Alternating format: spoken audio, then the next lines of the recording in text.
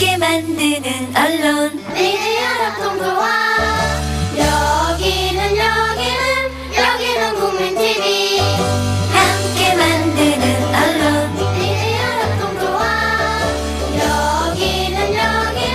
여기는 국민TV.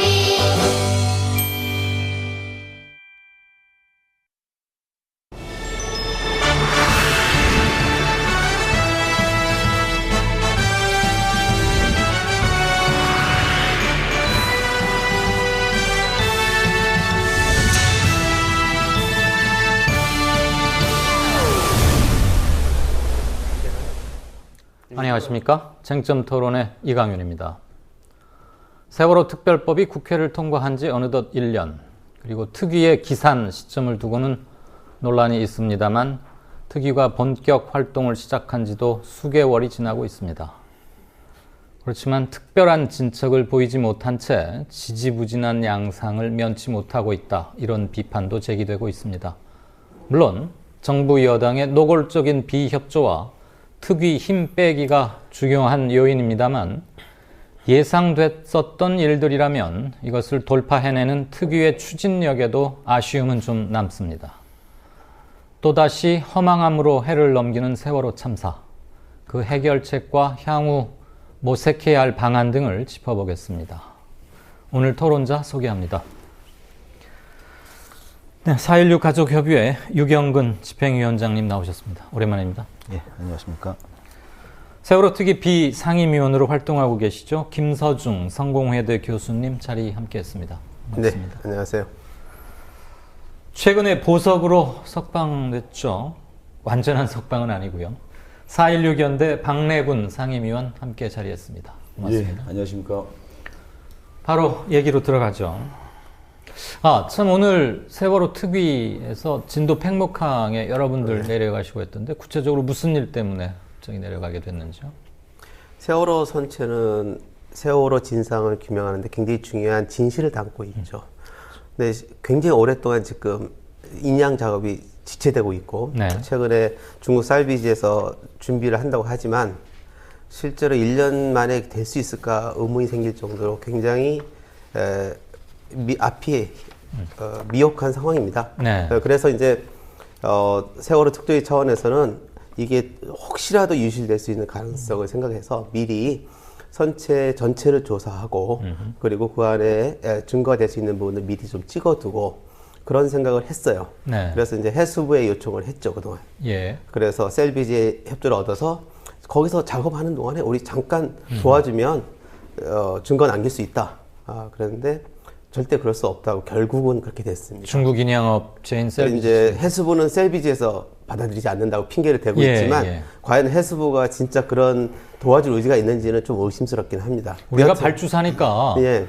뭐 외국 업체이긴 하지만 강력히 주장하면 그 당연히 되는 거 아닙니까? 인양 작업을 방해하는 것도 아니고. 그러죠. 그리고 또 이게 단지 인양이 중요한 게 아니라 네. 진상규명이라는 그렇죠. 사회적 과제가 있지 않습니까? 네네. 그런 점에서 도와줄 거라 생각했는데 의외의 결과를 얻었고요. 그래서 그럼 할 수 없다. 우리가 직접 가서 하겠다. 예. 그랬더니 그걸 방해하지는 않겠다 정도가 됐고요. 현재로서는 굉장히 위험한 상황에서 내려가 있는 거라고 볼 수 있습니다. 작업 왜냐하면 조건이 위험하다는 바지선을 뜻입니까? 뺐거든요. 바지선이랑 이제 안정되게 장치하는 거죠. 공사의 기지가 되는 예, 데라도. 그렇죠. 근데 그걸 빼버리니까 결국은 배를 빌려서 배가 그 세월호가 가라앉아 있는 그 위를 선회하면서 그 산소 탱크를 메고 스킨 스쿠버 방식으로 내려가서 사진을 찍어야 되는 상황이에요. 물론 선 하나를 이렇게 남겨놓겠다, 자꾸 내려갈 수 있도록 하긴 했지만 굉장히 위험한 상황이 됐죠. 그런 점에서 보면은 제대로 사진을 찍을 수 있을까 염려될 정도로 안 좋은 상황인데 왜 해수부와 셀비지가 자기네들 작업에 그렇게 방해가 되는 것도 아닌데 그렇게 반대를 하고 막았는지 잘 이해를 못하겠습니다. 그리고 바지선을 뺐다는 얘기는 아시겠지만 바지선이 우리 지금 여기 유경근 위원장 앞에서 이런 말하긴 뭐하지만 대한민국 국민으로 살다 보면은 이상한 용어에도 익숙해져야 되고 뭐 고박이니 뭐니 얼마나 공부한 게 많습니까? 아시겠지만 바지선 갖고도 참사 침몰 초기에 굉장히 말이 많았는데 보니까 그게 엄청 크고 이동하는데 속도 시간도 오래 걸리고 태풍 오거나 이렇게 치웠다가 복귀시키고 할 때도 봤는데 아니 그러니까 쉽게 말해서 조그만 보트처럼 기동성 있게 왔다 갔다 할 수 있는 게 아닌데 수중에 있는 선체를 수중 촬영하겠다고 내려가겠다고 하니까 바지선을 뺐다? 그건 비협조가 아니라 거의 촬영 방해 아닙니까? 중국 업체들이 왜 그런지 이해를 잘 못하겠는데 혹시 뭐 들어 아시는 게 있으시면? 예, 뭐 저도 당연히 정보가 별로 없고요. 왜냐하면 저 궁금한 게 많아서 이제 해수부에 질문을 많이 하는데요. 근데 뚜렷하게 이제 답을 주는 경우가 많지가 않아요. 특히 뭐 이번 경우도 마찬가지인데요. 지금 말씀하신 대로 그 참사해역에는 바지선이 두 척이 있습니다. 예. 상하이 셀비지에서 가져온 바지선이 있고 굉장히 큰 바지선이죠. 그리고 이제 저희 그 작년에 그 미수습자 수습을 위해서 수색 작업을 할 때 사용을 했던 그 현대 보령호 예. 두 대가 들어가 있는데요. 사실 사흘 동안 수중 촬영한다는 그 기간도 문제고요. 사실 예. 사흘 동안 촬영을 한다고 그랬을 때 사흘 내내 촬영을 하는 게 아니라 기껏해야 하루에 한두 번 잠수해서 촬영을 하는 건데 그걸 사흘 한다고 해서 과연 얼마나 원하는 촬영을 할 수 있을지도 의문일 뿐더러 예. 더더군다나 바지선 없이 배를 띄워놓고 그런 작업을 한다는 것은 좀 많이 서운해요. 왜냐하면 해수부나 중국 업체에서 오랫동안 작업을 해봤기 때문에 그곳의 바다 조건 상황이 어떤지 너무나 잘 알 거거든요. 예. 그런데도 불구하고 너희들끼리 알아서 해. 음. 방해는 안 할게. 말하면서 바지선을 뺐다. 이거는 말만 방해 안 하는 거지. 실질적인. 할 테면 한번 해봐라 할 수나 있나. 이거 완전히 약 올리는 거고요. 예. 그런 면에서 그동안 정부가 보여줬던 모습, 그 마치 방해를 안 하는 것처럼 위장하지만 결국에는 방해를 하는 이런 모습을 또 반복하는 것이 아닌가. 그래서 매우 서운하고 좀 화도 좀 많이 나고요. 더더군다나 바지선을 뺀 상태에서 잠수하게 되면 지금 산소통을 메고 들어가야 되는데요. 예. 아마 산소통 메고 바다 밑으로 10m 이상 들어가기도 쉽지 않을 겁니다. 아무리 뛰어난 잠수사들이라고 하더라도 굉장히 위험하거든요. 그런데 과연 최소한도 20m, 30m 정도를 내려가야 되는데 예. 그 상황에서 과연 실질적으로 촬영이 가능할 건지. 그래서 결론적으로 혹시나 수중 촬영 직접 하겠다고 해서 다 해주지 않았느냐, 이게 나중에 딴 소리냐, 또 이런 얘기 또 나오는 건 아닐까, 이런 걱정까지 좀 하고 있습니다. 지금이라도 수중 촬영을 해서 파일을 남겨두겠다는 것은 이 시점에 세월호 선체 내부의 상태, 그리고 혹시 뭐 지금 그 사람들이 내려가서 아직 돌아오시지 못한 9분을 뭐 수습하거나 그것까지 기대하는 건 아니지만 촬영이 주 목적이긴 하지만 나중에 선체를 언제 인양할지도 모르고 인양했을 때의 선체 상태가 뭐 물이 들어가고 빠지고 하면서 부분적 훼손이거나 아무튼 뭐가 좀 멸실될 가능성도 있으니까 지금 찍어 놓자는 거 아닙니까? 네. 그리고 진상을 침몰 원인 및 사고 발생의 원인을 규명하는 데 있어서 어쨌거나 지금이라도 찍어두는 게 중요하니까 이렇게 하는 건데 실질적으로는 방해다. 네. 그러니까 이제 셀비지가 인양을 할 때 원래 상태를 훼손하지 않겠다라고 얘기는 했지만 예. 뭐 의도하지 않아도 사실은 인양하는 과정에서 멸실이 되거나 훼손될 가능성도 분명히 있고 예. 그런데 세월호가 왜 침몰했는가에 대해서 너무나 많은 의혹이 있지 않습니까? 그렇죠. 그 세월호를 침몰 원인을 알 수 있는 가장 중요한 증거는 세월호 자체예요. 특히 모든 걸 다 우리가 찍을 수는 없지만 최소한 조타실, 뭐 조타가 뭐 고장난이 많이 의혹도 있고 하니까. 네. 그다음에 이제 중요한 부분들에서 진실을 알 수 있는 그런 것들을 중심으로 찍는다는 거죠. 사실 그래서 그 안에 계신 시신들한테 좀 정말 죄송한 이야기지만 예. 실질적으로 시신을 수습할 수도 없고 시신들을 신경 쓸 수 있는 조건도 아닙니다. 지금 유경근 위원장이 말씀하신 것처럼 3일이라는 시간이 정말 짧고요.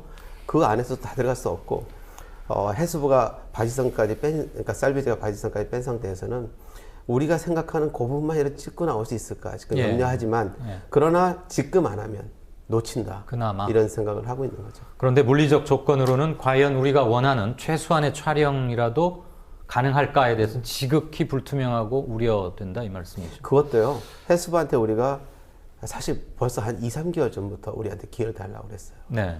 그리고 추워지면 사실 작업하기 힘들잖아요. 그런데 이게 이렇게 늦어진 거고 더 추워지면 이나마 작업도 못합니다. 그래서 마지막 기회라고 생각한 거죠. 알겠습니다. 이따가도 얘기가 나오겠지만 특위는 명백히 정부 법령에 의한 특별법에 의해서 설립된 한시적이나마 국가기관이고 특위의 장은 장관급이기 때문에 해수부와는 동급의 기구인데 왜 이렇게 애걸복걸 하듯이 해야 하는지도 잘 이해가 가지 않고. 그리고 이제 무엇보다 중요한 건 특별법의 취지를 달성하는 데 필요한 모든 지원을 해야 하는 것이 사회적 의무고 네. 정부의 의무라고 봅니다. 근데 그런 걸 다 안 하고 있는 거죠. 지금. 알겠습니다. 자, 그 얘기 천천히 다시 해나가기로 하고요. 지난주 주말 매일 연일 뉴스에 나오고 전남 보성에서 올라오신 백남기 선생 지금 사경을 헤매고 있는 안타까운 상황인데 대단히 용태가 안 좋으시다 그러죠. 그래서 오늘 또 그 막내딸이 네덜란드에서 입국하고 자, 민중 총궐기를 주관했던 40여 단체 대표들에 대한 소환 조사가 경찰이 어제 공언을 했고 이미 착수한 것으로 조심하실 필요가 있죠. 신변이 좀 불안정하죠. 네, 안 그러면 또 보석 허가 사유 바로 없어졌다고 다시 붙잡아가고 그럴 수도 있죠. 요번에 세월호 가족협의회도 동숭동 대학로에서 열렸던 범시민 이름이 굉장히 길더라. 네. 거기 참여하셨는데 네, 그렇습니다. 그때는 세월호 가족협의회 자격으로 했나요? 4.16 연대로 했나요? 일단 그 범시민대, 간단하게 범시민대회를 이제 대학로 예. 방송통신대 앞에서 했는데요. 상당히 많은 분들이 모이셨죠. 예. 이제 공동 주관을 4.16 연대에서 같이 했습니다. 4.16 연대. 네, 저희 가족협의회 이름으로 한 건 아니고요. 예. 그러나 4.16 연대 주관으로 했더라도 저희 가족들이 대거 같이 참여해서 아주 좋은 시간을 가졌습니다. 예. 중계방송을 봤는데 그러면 지금 경찰은 그 40여 단체 대표들 다 소환해서 유무죄 따져가지고 단단히 벼르고 있던데 4.16 연대에는 소환장이 왔나요? 4.16년대 소환장 왔다는 얘기는 아직 못 들었습니다. 아직은? 다른 단체의 대표들은 소환장을 지금 계속 받고 있다고 속속 거기도 확인되고 아마 있는데 좀 늦게 가나 보네요. 4.16 연대. 아닐 수도 있죠. 이번 같은 경우는 4.16 연대 중심이 된 건 아니에요. 네. 저희 가족들 입장에서는 4.16 연대에 대한 소환장은 곧 저희 가족협의회에 대한 소환장이라고 생각을 하고요. 왜냐하면 물론 여러 상임위원들이 있지만 그 가운데 이제 저와 우리 찬우 아빠가 같이 상임 운영위원으로 들어가 있고요. 그렇기 때문에 4.16 연대에 대한 어떤 소환이나 또는 법적 어떤 처벌 이런 것들은 결국 저희 가족협의회에 대한 소환 내지는 법적 처벌이다. 좀 이렇게 받아들이고 있습니다. 예. 소환 얘기가 나왔으니까 대단히 유감스럽습니다만 지난번에 그 이강윤의 오늘의 인터뷰에서도 거론이 됐고 하니까 유경근 위원장 등이 포함된 유가족 주요 인사 10명 정도에 대한 경찰 내사설, 광화문으로 이동하는 과정에서 충돌도 있었고 그 이후 상황은 중계방송도 했고 많은 보도가 있었으니까 국민들께서 많이 알고 계신다고 이해하고요. 혹시 유가족 분들 중에서 특별히 유가족만 따로 챙기거나 유가족들만 부상돼서는 안 된다는 것은 아니지만 이동하는 과정 그리고 당일 민중 총궐기 대회 과정에서 부상하거나 불상사 입은 그런 가족은 없습니까? 연행되거나? 예, 이번에는 이제 그런 가족들은 없었는데요.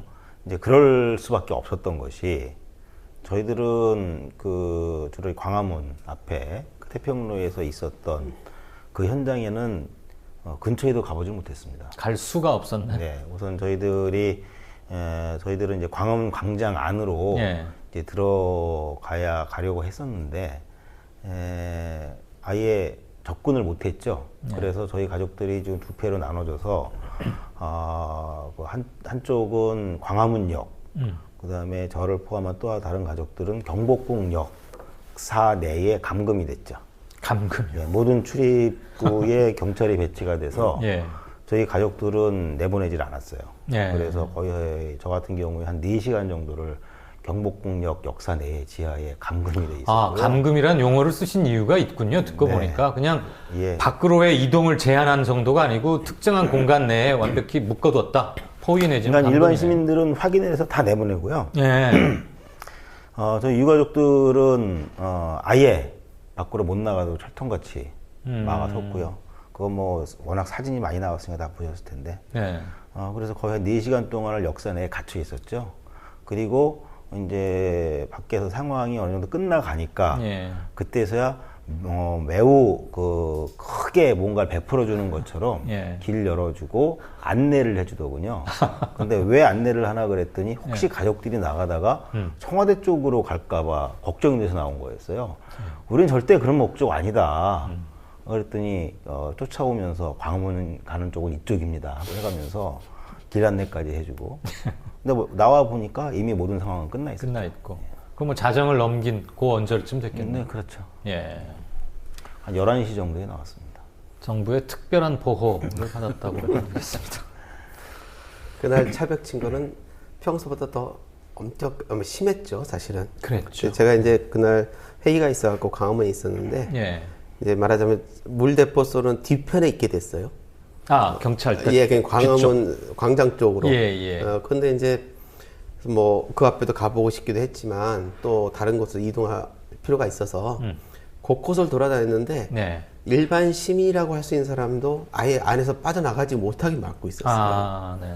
그러니까 만약에 조금이라도 불안한 사람은 이러고 있다가 다 일제 단속에 걸리는 거 아닌가 이럴 정도로 예. 아예 열지를 않더라고요. 그러니까 이동 자체를 못하게 하려는 그런 정도가 있었는데 그거는 이제까지 시위에서 아무리 쳐도 그런 일은 없었죠. 그렇죠. 최소한의 통행 공간은 예. 만들어 놓고 사람 한 사람 지나갈 4월 달에도 마찬가지였습니다. 예. 4월 11일, 16일, 18일 날 차벽 칠 때부터 이전에 차벽하고는 상당히 이제 질적으로 다른.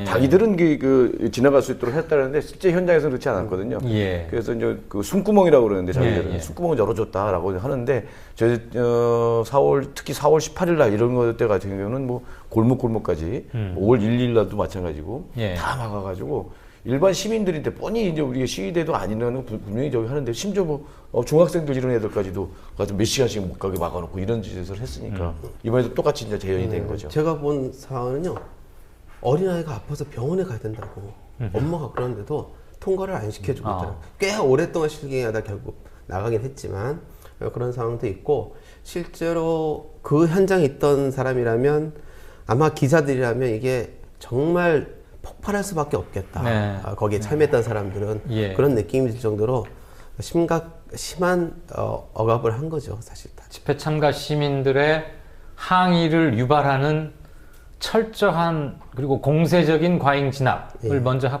계속 끊임없이 함으로써 지금 얘기 들어보니까 사실 광화문 뒤편 상황 김 교수가 계셨다는 데는 중계팀도 일반 대회 참가자들도 걸기대회 참가자들도 알 수가 없었거든요. 그냥 짐작만 할 때라는데 듣고 보니까 그 지역 역시 진입 진출 예. 출입을 완벽히 봉쇄를 해버렸네요. 이쪽은 유가족들은 경복궁역 안에 지하에 그냥 꽁꽁 4시간 정도 묶여 있었고 그래서 뭐 명확히 드러나. 저희는 이제 곧 며칠 내로 그렇게 저희들을 감금을 했던 경찰들을 좀 고소를 할 예정이고요. 예. 그래서 이 문제는 다 신상이랑은 파악해뒀습니까? 예, 어디 그때 소속? 그 현장에서 이미 어떤 부대인지 또 네. 상황이 어땠는지 이미 다 촬영하고 증거 수집을 해놨고요. 예. 몇 시간 갇혀 있는 게 억울한 게 아니고요. 예. 이런 말도 안 되는 상황들에 대해서 도대체 경찰은 왜 이렇게 상식적으로 판단을 못하는지 그냥 법에 있는 규정대로만 하면 되는데 예.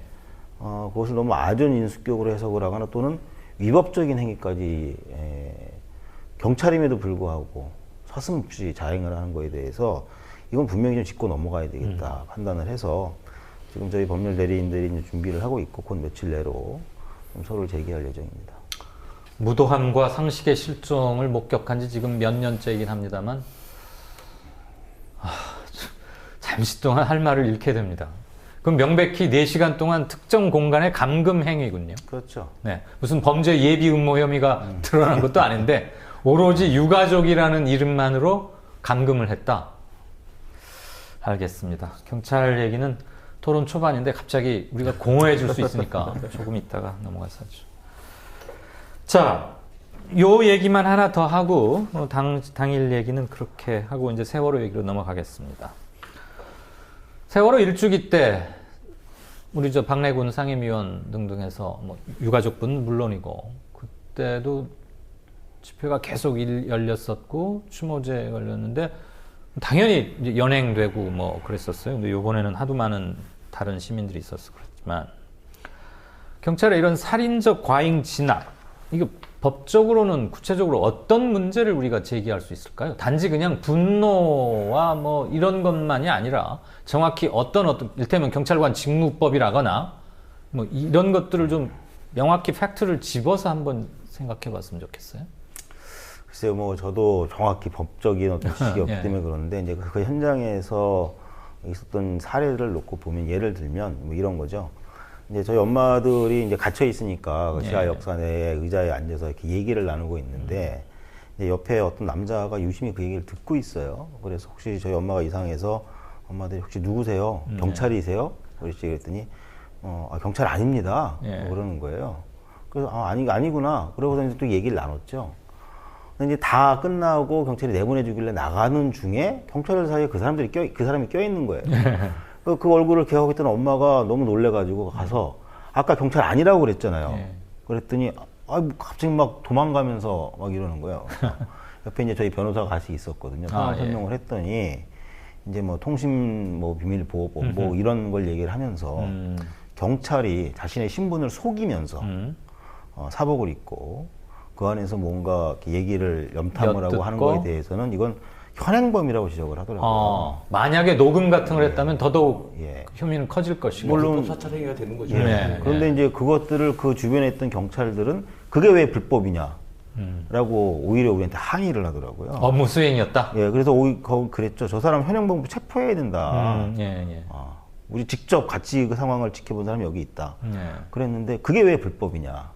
라고 오히려 경찰이 저희들에게 항의를 하더라고요. 그래서 일단 뭐 신상 파악해놨고요. 네. 뭐 그런 사례도 있었고, 그다음에 경찰이 이제 맡고 있으니까 그 동네 주민이 퇴근 시간이니까 예. 이제 집에 가실 분들이 있잖아요. 근데 그분들까지 다 차단을 하는 거예요. 어허. 근데 누가 봐도 이분은 여기 사는 동네에 사시는 분이에요. 집에 가는 거예요. 예. 그분들이 어떻게 나갔냐면 본인의 신분증을 꺼내서 주소를 경찰에게 확인을 시켜주고 그러면 뒤에 보고해서 한참 있다가 한 명씩 내보냈어요. 확인해가지고 주민임을 확인하고. 그런데 이건 아무리 상식적으로 보더라도 아니 왜 내 신분증을 꺼내서 공개해서 보여주면서까지 내가 통행을 해야 되는지 이거는 제가 볼 때에는 상식적으로 볼 때에 이건 법적으로 무슨 문제가 있을 것 같아요. 분명히. 이것도 좀 굉장히 문제가 되고요. 근데 다 떠나서 거기서 이제 경찰이 공식적으로 저희한테 밝힌 감금 사유가 여기는 특별 경호 구역이다 그러는 거예요. 뭐가 특별 경호 구역이냐 그랬더니 청와대 인근이기 때문에 대통령이 계시기 때문에 여기는 특별 경호 구역이라서 못 나간다 그러는 거예요. 이 보십시오. 경복궁역은 청와대 쪽으로 향하는 출구도 있지만 광화문 쪽, 광장 쪽으로 나가는 출구도 있습니다. 예. 그리고 밖에 나가면 사방에 경찰이 수만이 깔려 있는데 저희 간다고 한들 갈 수 있겠느냐. 그러니 우리는 지금 광화문 광장으로 들어갈 것이니 그 길만 열어주면 글로 간다. 예. 그런데 그 다음부터는 아무 답이 없어요. 그러니까 이런 것도 굉장히 과도하게 적용을 했다고 했거나 뭐 이런 부분에서 이런 부분 다 묶어서 저희 법률 대리인들이 지금 법적 검토를 하고 있고요. 예. 아까 말씀드린 대로 조만간에 좀 소를 제기할 예정입니다. 저도 법적으로는 다 잘 모르지만 예. 최소한 제가 알고 있는 것은 200m 이내까지 방어를 하는 거지 그 이상을 방어하는 건 아니라고 알고 있어요. 예. 따라서 청와대가 정말 주요 보호 경호 구역이라고 한다면 광화문은 청와대로부터 엄청나게 떨어져 있죠. 그렇죠. 그러니까 지금 현재는 과잉 경호를 하고 있는 거나 과잉 방어를 하고 있는 것이고 그런 과정에서 아까도 말씀드렸던 사람들이 숨구멍 터지지 않아서 출입 자체를 막고 있는 이런 상황이라는 게 결국은 폭력을 유발하려고 하는 거 아니냐 이런 의심이 들고 그리고 지금 현재 그 이후에 보여진 여러 가지 형태들 뭐 폭력시 엄단하겠다부터 시작해서 폭력시라고 몰아가고 있고 거기에 동의하는 일종의 소위 보수라고 부를 수 있는지 모르겠어요. 그런 언론들이 지금 만들고 있고 이런 상황들을 유발한 게 결국은 과잉진압이다. 그 과잉진압이 집시법에 어긋났는지 안 났는지 따져볼 필요가 있겠다. 이런 생각이 듭니다. 약 30여 년 전부터 시국 관련 사건으로 요번이 5번째 구속 수감이었죠. 예.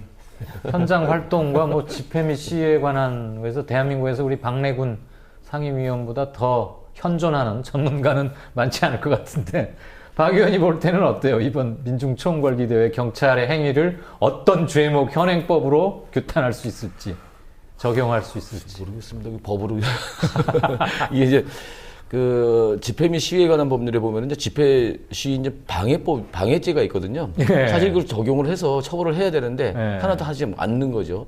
이거 차벽을 설치하는 것 자체가 위헌이라고 이제 결정이 났음에도 그렇죠. 불구하고 그건 이미 뭐 여전히 이렇게 하고 있는 거예요. 아까 이제 숨구멍 얘기하는데 숨구멍 얘기하는 것 자체가 참 너무 비참해요. 사실 이게 이동의 자유가 있는 건데 예. 그 꽉꽉 틀어막고 허용하는 사람만 경찰이 허용하는 사람만 이동할 수 있도록 이렇게 한다는 것 자체가 말이 안 되는 거고 사실 집회 시위를 위해서 굉장히 범죄 시하는 거죠. 예. 집회 시위는 분명히 헌법에 보장되는 기본권임에도 불구하고 예. 이걸 범죄 시한다고 하는 시각이 이제 드러나는 거죠. 이명박 정권 이후로 아주 노골적으로는데 더더욱 그게 강화됩니다. 왜냐하면 그 현행 법에 위반되고 헌법에 위반되고 이걸 떠나서 그렇게 해서라도 청와대 가는 거를 저지한 사람들, 집회 시위를 강제로 폭력적으로 진압한 사람들이 승진하거든요. 그죠? 검찰도 승진합니다. 뭐 이렇게 되다 보니까 여기는 완전히 그 정권에 충성하는 사람들로 딱 꽉 채워지고 서로 경쟁적으로 충성하게 만들어가는 거죠. 따라서 이제 이 위에 있는 통수권자, 뭐 이 통치자, 뭐 대통령 이런 사람들이 이제 잘 못하고 있는 거죠. 그 어제 한교안 총리가 얘기한 거라든지 일요일날 그 법무부 장관 얘기한 것도 보면 상당히 참 문제가 많아요. 마치 이제 우려했던 그런 불법 폭력 시위가 이제 벌어졌다. 그리고 이제 민주노총의 이제 한상현 위원장이 이제 그 상당히 문제다고 상당히 비난을 하고, 그리고 이제 거기에 10몇만 명이 모였는데 그 중에 일부가 외쳤겠죠. 통합진보당 해산에 대해서 이제 규탄하는 어떤 이런 구호를 외쳤고, 이석기 석방하라라고 구호를 외쳤다는 거예요. 외쳤겠죠. 근데 주요 구호가 그게 아니잖아요. 그래요. 예. 22개의 주요 구호를 내걸고 싸웠습니다. 그리고 7개 동시에 다르게 서울 지역에서 7개의 이제 그 부문 대회를 열고 그게 광화문으로 모이는 거였거든요. 그러니까 이런 의제나 이런 것들, 그리고 요구 사항들 이런 걸 다 덮어버리고 이걸 마치 이제 종북 프레임으로 다시 몰고, 폭력과 종북 프레임으로 몰고 가면서 공화 탄압을 강화하는 식으로 이제 그걸 넘어가겠다라고 하는 게 이제 노골적으로 좀 보여주고 있는 상황입니다. 그러다 보니까 그쪽에 이제 그 병원에서 사경을 헤매시는 그런 분들에 대해서는 언급 한마디 없잖아요. 이런 상황이면 어제 국민이 한 명이 그 경찰의 그 살수차에 의해서 의도했든 안 했든 간에 이렇게 맞아서 사경을 헤매면 거기서 유감 표명을 해야 되는 거죠. 근데 이런 거 없이, 이런 방법도 없이 그냥 폭력 시다라고 하고 이제 뭐 대대적인 어떤 검거 선풍 좀 하겠다고 지금 하고 있는 거라서 상당히 우렸습니다. 이게 이제 극한적인 대결로 갈 수밖에 없도록 만들어 갑니다. 계속. 그래서 사람들이 이제 상당히 딜레마인데, 이 광화문을 넘어서 이제 청와대로 계속 청와대로 가자 되잖아요. 이렇게 되는 거는 다른 데가 작동하지 않기 때문에 그래요. 정부 기관들이 작동하지 않고 국회가 작동하지 않고 오로지 청와대만 바라보고 있기 때문에 이렇게 되는 거거든요. 그러니까 청와대로 가서 우리 요구를 전달하고 대통령으로부터 무슨 답을 얻겠다. 그러지 않고는 누구도 자신 있게 책임지고 무슨 얘기 할 수 있는 사람이 없으니까. 이렇게 되게 만들어가는 거니까 자꾸 청와대로 가게 되는 이런 상황들부터가 이제 문제인 거고, 근데 청와대나 쪽에 광화문 쪽에는 집회 신고, 행진 신고를 일치 안 받아준단 말이에요. 예. 우리 집회 신고는 안 한 거 아니에요. 이번에 민중총궐기도 보니까 주최 측에서 집회 신고를 냈어요. 행진 신고를 냈어요. 근데 다 금지 통보 나왔죠. 예. 우리가 이제 일주기 때도 그렇게 협조를 구하려고 했는데도 다 금지 통보하고, 아니면 아예 그 접수 자체를 안 받아주고 뭐 이렇게 하는 거니까, 헌법에는 분명히 그 헌법 21조 2항에 보면은 이제 집회 결사, 언론 출판의 자유 뭐 이런 것들 얘기하면서 이거는 허가사항이 아니다라고 그랬잖아요. 예. 근데 허가제로 운영하는 거죠. 헌법으로 보장된 기본권이 무참하게 유린돼도 우리는 그걸 너무 당연하게 여겨왔던 그런 시절은 아닌가 싶고요. 방금 박 의원 말씀 중에 모든 게 청와대를 바라볼 수밖에 없으니까 결국은 얘기할 게 있으면 그리 가게 되어봤는데, 사실 작년 5월 8일로 기억합니다. 세월호 4월 16일 날 오전에 배가 침몰하고, 그리고 문제의 김시곤 당시 KBS 보도국장이 뭐 세월호 사고는 바다에서 난 교통사고다, 뭐 이런 얘기 망언이 나왔고, 그 얘기를 듣고 진도에 팽목항에 계시던 유가족분들이 버스 4대인가에 분승해서 올라오신 게 5월 7일 저녁. 근데 KBS에서 코빼기 하나 누구 내보이지 않고 몇 시간 동안 들어가 보지도 못하고 그러니까 이제 답답하고 화가 난 유가족 분들께서 이 KBS 사장을 임명한 게 누구냐? 청와대 아니냐? 결국은 그리 가야겠다 해서 이제 문제의 농성이 시작된 그 청운동 동사무소 앞에 가시게 이동하게 된 게 그거였죠. 청와대로 간 것도. 뭐 사실관계를 조금 바로 잡자면 뭐 KBS에 들어가긴 들어갔죠. 아, 그래요? 예, 몇 명이 잠시. 1층 로비까지 저도 들어갔었습니다. 네. 갔었고. 대표도 아니더라는 거죠. 예. 그러니까. 그다음에 그쪽에서 이제 간부에 해당되시는 분들이 몇 분이 당장 나오셨죠. 그 문제 발언의 당사자는 예. 안 나왔고. 근데 당사자도 안 나왔을 뿐더러 그런데 그 자리에서 잠깐 얘기를 나누다가 저희가 내린 결론은 예. 지금 말씀하신 대로 여기서 해결할 문제가 아니다. 사실 이것은 저희가 3사 직후에 그 진도의 팽목항에서 진도 대교까지 행진을 한 적이 있습니다. 예, 예. 예, 그때도 마찬가지 똑같은 상황이었어요. 그때도 야 여기에 내려와 있는 해수부 장관이나 해경청장 이 사람들은 아니구나. 허수아비다. 특히 그 사람들이 저희들에게 첫적에 거짓말했던 게 그날 들통이 났었거든요. 예. 그때 이제 저희가 청와대로 처음 가자고 진도에서 외쳤던 이유는 에어포켓 때문이었어요. 에어포켓. 에어포켓. 예. 네, 네. 모든 언론이 에어포켓이 있을 거라고 얘기를 그래요. 했었죠. 그래서 예, 사람들이 그런데 더 희망 고문이. 예, 그런데 길어졌던. 정작 그날 저녁 때 그 해경청장이 그러는 거예요. 에어포켓은 애초에 없었습니다.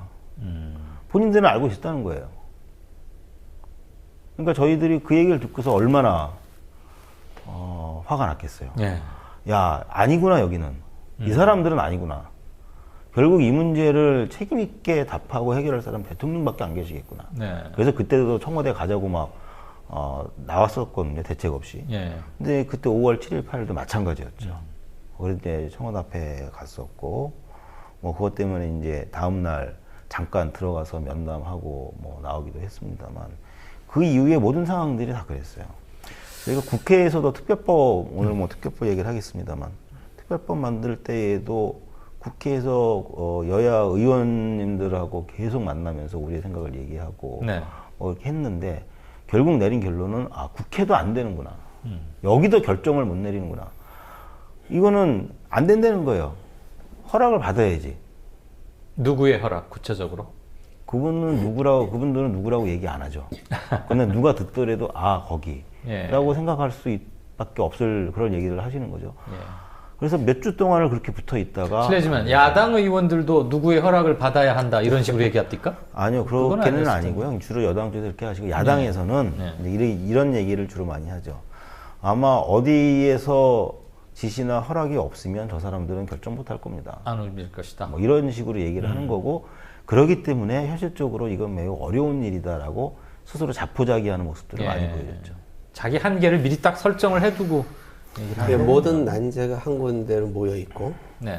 모든 난제를 해결할 수 있는 사실은 핵심이 한 군데 모여 있다는 걸 지금 얘기하고 있는 거 아닙니까? 그 일 자체는 그러니까 아까 말씀 그런 큰 거에 비해서는 좀 작아 보이지만 사실 특조위 활동과 관련해서 굉장히 중요한 거 하나가 그런 현실을 상징하는 사례가 있어요. 네. 9월 초순에서 중순 사이에 저희가 우리가 이제 특조위가 가장 중요한 일 중에 하나가 진상 규명. 올해 9월을 말씀하시는 네, 그렇죠. 거죠? 올해 특위 9월에. 출범한 이후로. 예, 예. 네.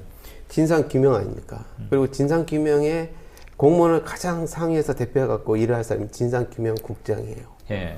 9월 초순경에 저희가 추천을 했어요. 그런데 2개월이 걸렸어요. 얼마 전에야 인사혁신처에서 이제 절차를 밟자 이렇게 왔습니다. 도대체 2개월 동안 왜 그랬냐 따져봤더니 그분한테는 세월호의 세차도 꺼내기가 좀 어렵다. 그래서 늦어진 거예요. 저희가 보기에는. 잘 이해가 안 가는데요.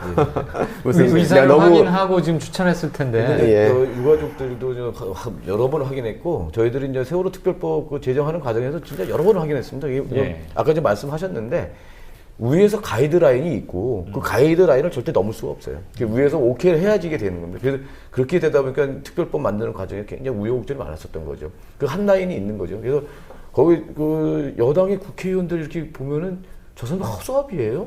뭐 당대표고 소용없고 원내대표고 소용없고 저쪽에 사인이 와야 돼.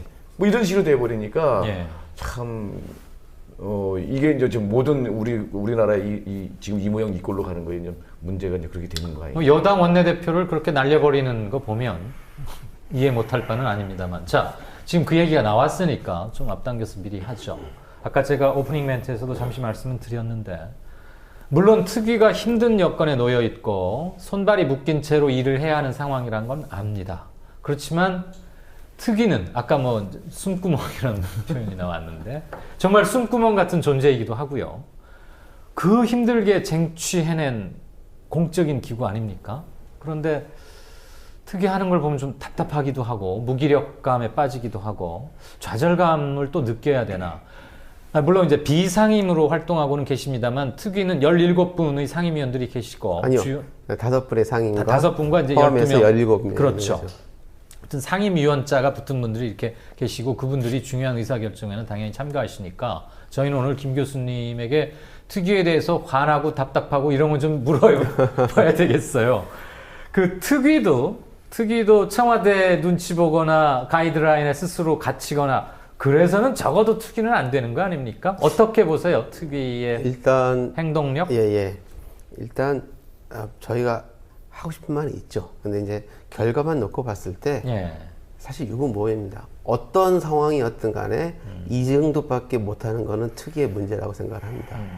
그러나 이제 저희가 더 잘해야 된다는 생각은 하더라도 예. 현실은 정확히 또 일반 국민들이 좀 아실 필요가 있으니까 몇 가지 얘기해 보면 지금 사회자께서 말씀하신 것처럼 청와대 가이드라인에 우리가 묶여 있다고 생각하지는 않습니다. 예. 하지만 곳곳에서 우리가 뭔가를 해결하기 위해서 해야 될 부분에 청와대 또 그 대통령이라고 하는 존재가 걸림돌이 되고 있는 건 사실입니다. 그게 전부는 아니겠지만 예. 일단 그 얘기는 몇 가지는 해야 될 것 같습니다. 네.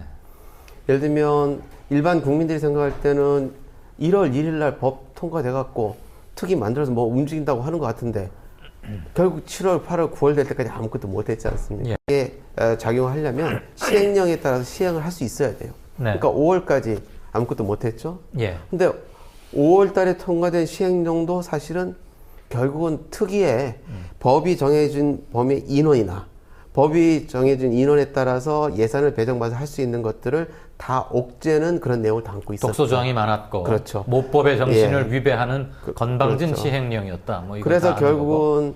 결국은 그러니까 우리 흔히 말하는 파견 공무원과 별정직 공무원이라고 분류를 해요. 예. 원래 공무원인데 와서 도와주는 분하고 예. 우리 이제 이 한시적 기간 동안 채용하는 별정직 공무원이 있는 거죠. 네. 사실 이거는 조사의 대부분의 대상이 정부예요. 예. 그럴 수밖에 없는 거죠. 그렇죠. 그렇게 본다면 공무원들의 도움을 안 받을 수 없지만 공무원들을 사실 최소한으로 받고 좀 더 자유로울 수 있는 민간 별정직 출신을. 공무원들을 많이 받아서 일을 해야 됩니다. 예. 근데 공무원들 엄청나게 그것도 주요 자리에 다 또 교묘하게 부분마다 파견 공무원이 별정직 공무원보다 상위 직급이 되도록 만들었었어요. 예. 그러니까 도저히 받아줄 수 없었던 거죠. 예. 그렇게 해서 결국은 우리가 양보해서 협상을 해서 통과시켰지만 처음에는 말도 안 됐고 지금도 사실은 굉장히 문제가 있습니다. 더군다나 예. 그나마 적은 별정직 공무원도 30명은 120명밖에 안 되는 30명은 직근법으로 해서 인제 들어왔습니다. 네. 근데 변명하기 전에 뭐라고 얘기하냐면 정부가 다 조사해놨으니까 정부 조사한 거 잘 읽어보고 거기에 부족한 거 있으면 좀 해봐라 이런 자세예요. 예. 근데 정부가 만약 조사한 거 우리가 무조건 부정해서도 안 되지만 예. 만약 믿을 수 있었다면 특조위를 왜 그렇죠. 설치합니까? 이거는 모든 걸 원점에서부터 의문을 가지고 해서 만약에 정부가 조사한 것이 맞다면 국민들은 다 의혹을 말끔히 해소하니까 좋은 거고요. 특유의 이름으로 인정을 하면 국민들의 신뢰를 그런 얻을 거고요. 수도 있는 거 아니겠습니까? 그리고 실제로는 많은 의혹이 있으니 네. 그런 의혹들을 밝혀서 다시는 우리가 이 사회가 혼란스럽지 않고 그리고 이런 대참사 같은 참사가 일어나지 않겠다 이런 거 아닙니까? 예. 그럼 도와줘야 되는데 실제로는 곳곳에서 지금 지뢰밭이 있는 거죠. 알겠습니다. 예산 안 줘서 내년 예를 예산도 뭐 3분의 1로 네. 줄이고 그랬던데. 그리고 올해도 사실은 예산을 받아서 시뮬레이션 다시 해보려고 그랬거든요. 정부가 시뮬레이션 했더니 이거 믿을 수 없다. 우리는 그렇게 봅니다. 근본적인 의혹을 가지고. 그런데 그것도 할 수 예산 다 잘라버렸습니다. 네. 소위 말하는 사업 예산을 다 잘랐어요. 예. 그럼 어떤 거냐면 사람만 뽑아준 거예요. 그러니까 사람이 뭔가를 해볼 수 있는 여력이 없는 거예요. 알겠습니다. 그런 상황까지 와 있는 거죠. 뭐 구차한 변명을 하신 거라고는 생각지 않겠습니다. 다만 듣고 나서도 그럴 수밖에 없어서 좀 수긍하고 싶었는데 특위에 대해서는 일부러 발언을 그동안 많이 자제해 오셨죠? 유가족 측에서는? 네, 그렇습니다. 초기에는 지금도 분명히 마찬가지로 그러고 있는데요. 네. 그 이유는 뭐 다른 건 없습니다. 특별조사위원회가 정말 독립적으로 또 공정하게 모든 조사를 성실하게 잘 수행해 주기를 바라는, 기대하는 마음으로 좀 지켜보고 있는 것이고요. 네. 단지 그 가운데 저희 피해자 가족들만이 할 수 있는 일, 왜냐하면 저희들의 증언이라든가 저희들이 갖고 있는 증거 자료들 이런 그렇죠. 것들은 당연히 뭐 많이 갖고 있으니까요. 예, 그런 것들 이제 제공을 하고 협조하는 차원에서는 뭐 적극적으로 협조하고 있지만 뭐 특별조사위원회가 나가야 될 뭐 방향 내지는 뭐 내부에서 벌어지는 상황들에 대한 대응 뭐 이런 것들까지 저희 가족들이 사실 관여할 수 있는 건 아니거든요. 예. 그렇게 해왔는데 이제 한간에 좀 오해하시는 분들이 있는 것 같아요. 그 내부에서도 어떤 분들은 그렇게 오해하시는 것 같고. 내부라는 건 어디를 말씀하시는 거예요? 내부에서 뭐 위원님들 가운데. 특위 내부. 특위 내부. 특위라고 자꾸 말씀하셨는데 그동안 그 특종이라고 해갖고 혹시라도 헷갈리실까 봐 예. 특종이라고 해서 얘기를 하겠습니다. 이제 뭘 오해를 하냐면 이제 밖에서 계신 시민분들은 요새 그런 질문을 많이 하세요. 저 특조위에 뭘 기대할 게 있겠습니까? 여기서 뭘 얼마나 밝히겠습니까? 가족들은 특조위에 무엇을 얼마나 기대하고 계십니까? 이런 질문을 요새 상당히 많이 받아요. 시민들이. 예. 네. 이제 뭐 답답해 보이는 거죠. 예. 특히 활동도 제대로 못하고 뭐 맨날 예산 안 나왔다고 그러고 사람 없다고 그러고 보면 뭐 보도 나오는 것도 없고 실제로 뭐 조사 결과 나온 것도 없고 과연 할 거냐? 거기다 이제 기간 문제, 활동 기간 문제까지 불거지면서 예. 그러다가 아무것도 못하고 그냥 내년 초에 끝나는 거 아니야? 정부 주장대로 하면 지금 몇 달 안 남았죠. 예, 그러면 이제 정부 주장대로 하면 내년 6월이죠. 그렇죠. 뭐 이제 반년 조금 넘게 남은 건데 이런 상황이니까 이제 저희 가족들의 뜻이 궁금한가 봐요. 그래서 가족들은 특조위에 도대체 무엇을 얼마나 기대하고 계십니까? 혹시 뭐 기대할 만한 건 있습니까? 부정적으로 물어보는 거죠. 네. 그래서 어떤 분은 과격하신 분들은 저거 뭐 특조위 이제 버리고 새로 시작해야 되는 거 아니냐 뭐 이런 말씀하시는 분도 있고요. 또 한편으로는 이제 갖고 있는 오해 중에 하나는 우리 가족들이 이 특조위에 대해서 근본적으로 어떤 불신과 불만을 갖고 있는 것을 이해하시는 분들이 있는 것 같아요. 오해네요. 예, 이건 굉장히 큰 오해입니다. 네. 왜 이 말씀을 드리냐면 그 내부에서 흘러가는 기류를 가만히 보다 보면 심지어 이런 얘기까지 나와요. 가족들은 특조위가 정말 열심히 활동을 잘 하기를 바라고 있는데 특조위가 우리 특조위는 왜 아무것도 안 하냐, 못하고 있냐, 문제가 아니냐. 따라서 특조위는 가족의 뜻에 전혀 부응을 하지 못하고 있다. 이거 어떻게 보면 맞는 말인데 그 말 뒤에 숨어 있는 의도나 의미가 굉장히 좀 어떤 불순한 이런 얘기들이 나오는 경우들이 있어요. 그래서 결론적으로 꼭 드리고 싶은 말씀은 뭐냐면 저희 4.16 가족협의회 그리고 저희 피해자 가족들은 지금 특별조사위원회에 매우 큰 기대를 걸고 있습니다. 아직 예, 여전히 걸고 있고요. 네. 예, 왜냐하면 저희가 이 특별법을 만들고 특별조사위원회를 만들기까지 굉장히 많은 노력을 해왔는데 예. 그 이유는 딱 한 가지입니다. 누누이 말씀을 드렸는데 그 부분에 많이 집중을 해주셔야 돼요. 뭐냐면 특별법 또는 특별조사위원회와 같은 모든 국민들이 인정을 할 수 있는 공신력이 있는 네. 그런 독립적인 국가조사기구를 통해서 이 세월호 참사의 원인과 책임을 밝히는 것이 중요하다는 게 저희 가족들의 생각이에요. 예. 그러니까 어떤 결론을 내와라 를 요구하는 게 아니고요. 예. 어떤 결론이 나오든 그 과정을 우리 가족들이 인정을 할 수 있느냐 없느냐가 중요한 겁니다. 유가족 편들어 달라는 더더욱 예. 아니고. 그래서 누가 보더라도 혹시나 뭐 많은 분들이 이 참사의 원인, 사고의 원인 이거다 저거다 뭐 얘기하시는 분들이 많은 있으신데 그런 결론이 안 나더라도 심지어는 제가 이런 표현까지 했어요. 다 조사해 봤는데 정말 다른 나쁜 일은 없었고 예. 정말 재수 없게 모든 안 좋은 사건이 상황이 겹쳐서 공교롭게도 이렇게 겹쳐서. 된 거다. 아무리 조사해봐도 그런 결론밖에 안 나온다. 해경도 뭐 최선을 다했고 더 이상 바라는 것은 무리한 것일 수 그런데 있다. 정말 예를 그게 들자면 뭐 의도가 있는 게 아니라 정말 중간중간 실수는 있었지만 예. 뭐 잘못한 게 아예 없지는 않지만 그래도 그걸 악의적으로 한 건 아니고 예. 정말 열심히 하려고 그랬는데 어떻게 공교롭게 인간의 능력 밖에서 정말 벌어진 그 것이다. 수많은 안 좋은 요소가 다 겹쳐서 아하. 그런 결과가 나왔다. 이런 조사 결과밖에 보여드릴 게 없다. 예. 이게 나오더라도 이렇게 결론이 나오더라도 그 조사를 하는 과정을 저희들이 쭉 본 결과 아 정말 조사를 제대로 했구나. 그런데 이런 결론이 나와. 그러면 저희들이 그걸 받아들여야죠. 어떻게 그렇죠. 하겠습니까? 네네. 그죠? 저희가 바라는 건 어떤 결과를 내오냐가 중요한 게 아니고요. 네. 그 결과를 내오기까지 어떤 과정을 거쳤느냐. 그래서 그 과정을 지켜본 국민들, 저 유가족들은 물론이고 국민들까지 아, 제대로 독립적으로 공정하게 객관적으로 철저하게 조사를 잘했구나. 예. 성역 없이 잘했구나. 그래서 이런 결론이 나온 거구나. 그러니 이걸 출발점으로 해서 안전한 사회로 다 나가자. 이렇게 돼야 되는 게 정상 아닙니까? 이게 상식이잖아요. 예. 저희는 그걸 요구한 거예요. 그래서 특별법을 만들자고 한 거고 거기에 예. 따른 특별조사위원회를 만들자고 한 겁니다. 현재까지의 특조위 그런데- 활동에 대해서는 어떻게 예, 평가하십니까? 그런데 이제 그 말씀도 말씀을 미안하지만. 좀 이제 드릴게요. 그런데 문제는 현재 특별조사위원회가 그런 공정하고 독립적인 조사 활동을 아무것도 못하고 있죠. 네. 그런데 그게 특별조사위원회 내부의 문제냐? 결코 그렇지 않습니다. 저희가 볼 때에도 이거는 외부에서 구조적 부당하게 압력을 행사하고 방해를 했기 때문에 예. 그 단적인 예가 지금 위원님 말씀하신 대로 예산 배정 안 해주고 심지어 2016년도 예산은 아까 뭐 3분의 1로 줄었다고 그러시는데 이거 보시는 분들 잘 들으셔야 돼요. 잘못 들으면 헷갈립니다. 제가 이 얘기를 했는데 많은 분들이 헷갈려 하세요. 왜냐하면 2016년도 예산의 70%가 깎였습니다. 라고 얘기를 하면 많은 분들이 이해를 하시기를, 아, 70%가 나왔구나. 이렇게 이해를 하시는 거예요. 왜냐하면 70%를 깎는다는 거는 어디에서도 상식적으로 이해를 할 수가 없거든요. 그렇죠. 그러니까 제가 말을 잘못한 게 돼버리는 거예요. 네. 그래서 제가 몇 번을 얘기를 합니다. 전체 예산이 100이면 70이 날라가고 30만 나오는 겁니다. 그런데 100원을 신청했는데 30원만 받았다 예, 이 말이잖아요. 더 놀라운 건, 그 모든 예산은 뭐 경상비, 뭐 인건비 다 들어가 있잖아요. 예. 다 빼고요.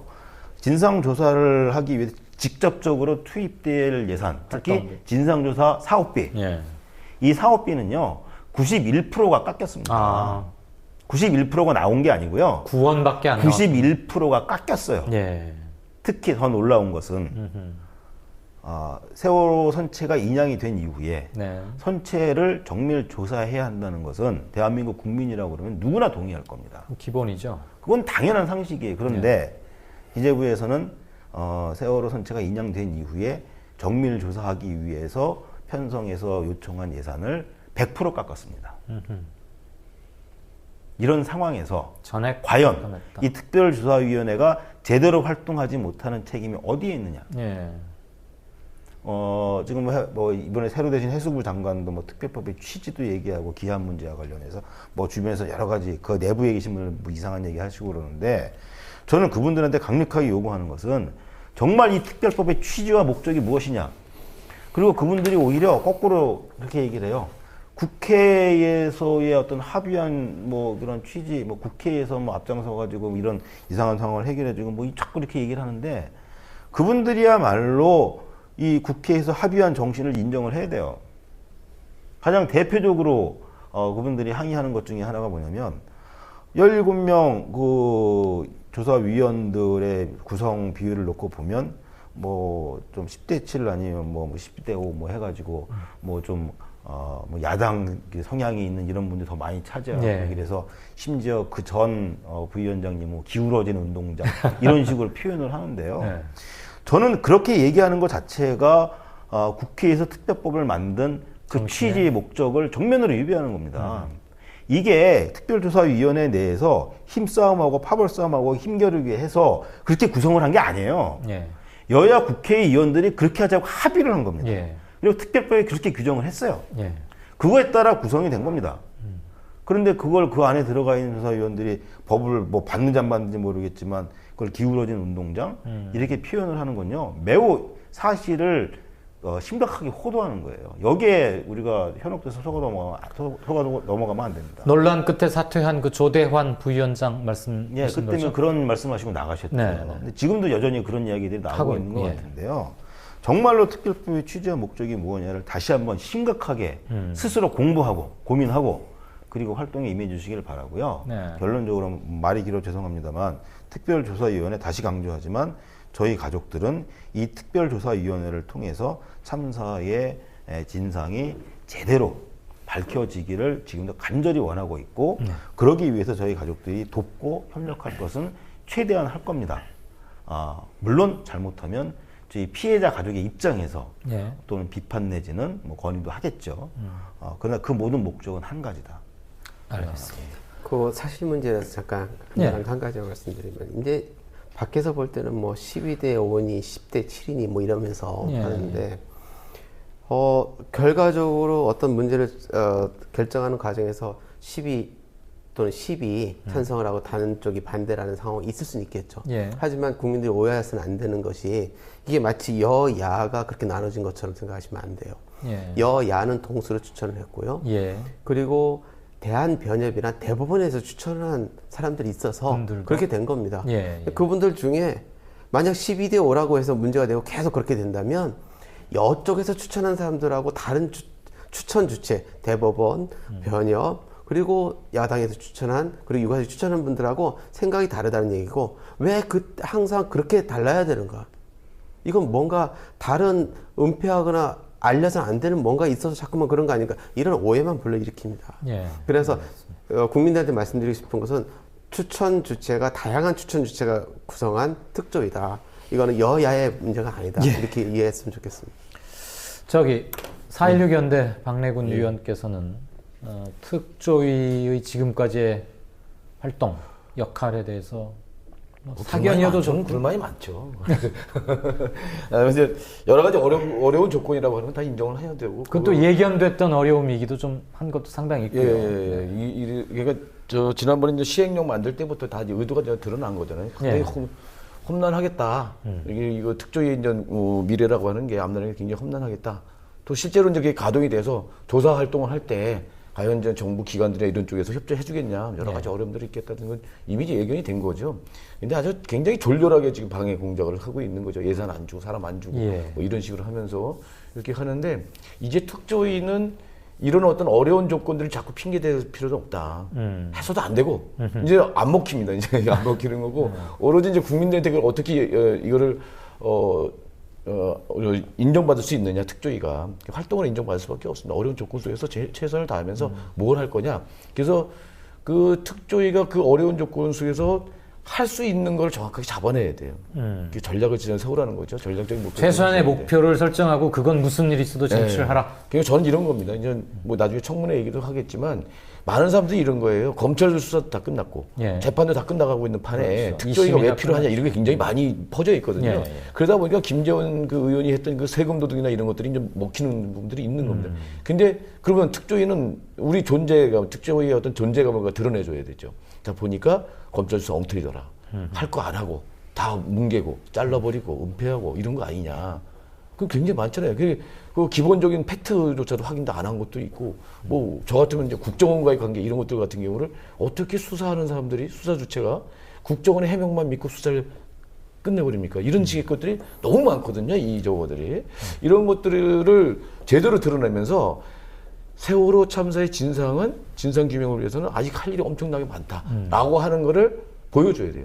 그래서 이 특별조사위원회가 모든 걸 완결적인 조사를 완결적으로 해서 뭐 결론을 낼 생각을 할 게 아니라 이후에도 이 진상규명을 위한 그런 어떤 그 뒤에 작업들이 이어질 수 있는 근거들을 만들어야 된다. 확실한 근거들을. 그것도 국민들의 머릿속에 각인시키는 역할들을 해줘야 근본적 숙제를 명확히 해둠으로써 종료 시점이 어쨌거나 명백한 특조위니까 뭐 기산점을 올 1월 1일로 잡느냐 아니면 뭐 시행령이 완성된 날로부터 잡느냐 있는데 어쨌거나 언젠가는 끝내게 되어 있는데 그때까지 숙제를 다 못하더라도 이어서 계속 해야 할 숙제를 명확히 설정해 두자 지금 이런 말씀이죠? 근데 이제 거기까지 가는 것도 쉽지 않은 거죠. 이 정부의 어떤 이 정부나 지금의 정치 지형 만약에 이제 내년 총선이 또 이대로 총선 결과도 이대로 간다라고 하면 굉장히 좀 쉽지 않은 것들이 있지 않습니까? 만약 국회라도 이제 바뀌고 뭐 해서 이제 좀 여소야대 국면이 온다든지 그렇게 된다면 상당히 다른 적이 있겠지만 또 이런 식으로 이어졌을 때 특조위는 상당히 어려운 이 정부나 정치권 내에서는 협조를 받기 굉장히 어려운 거잖아요.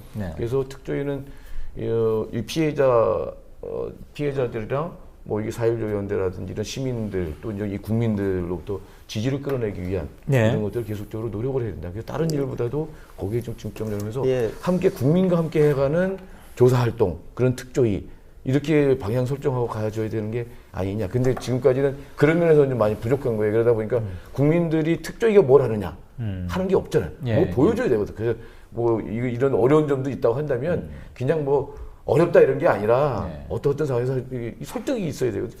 설득 과정들이 있어야 되는데 지금 그런 것들이 굉장히 소홀하지 않았을까 이런 생각이 들었습니다. 저도 네 말씀하십시오. 그 사실 뭐 굉장히 좋게 얘기해 주시는 것 같아요. 사실은 결과만 놓고 보면 정말 특조위는 아무것도 한 게 없습니다. 근데 앞으로도 얼마나 할 수 있을지에 대해서 모르지만 저희도 갖고 있는 생각은 결과가 어떻게 나오냐가 중요한 게 아니고 정말 우리가 할 수 있는 최선을 다했는가라는 예. 거에 대한 생각을 갖고 해야 된다.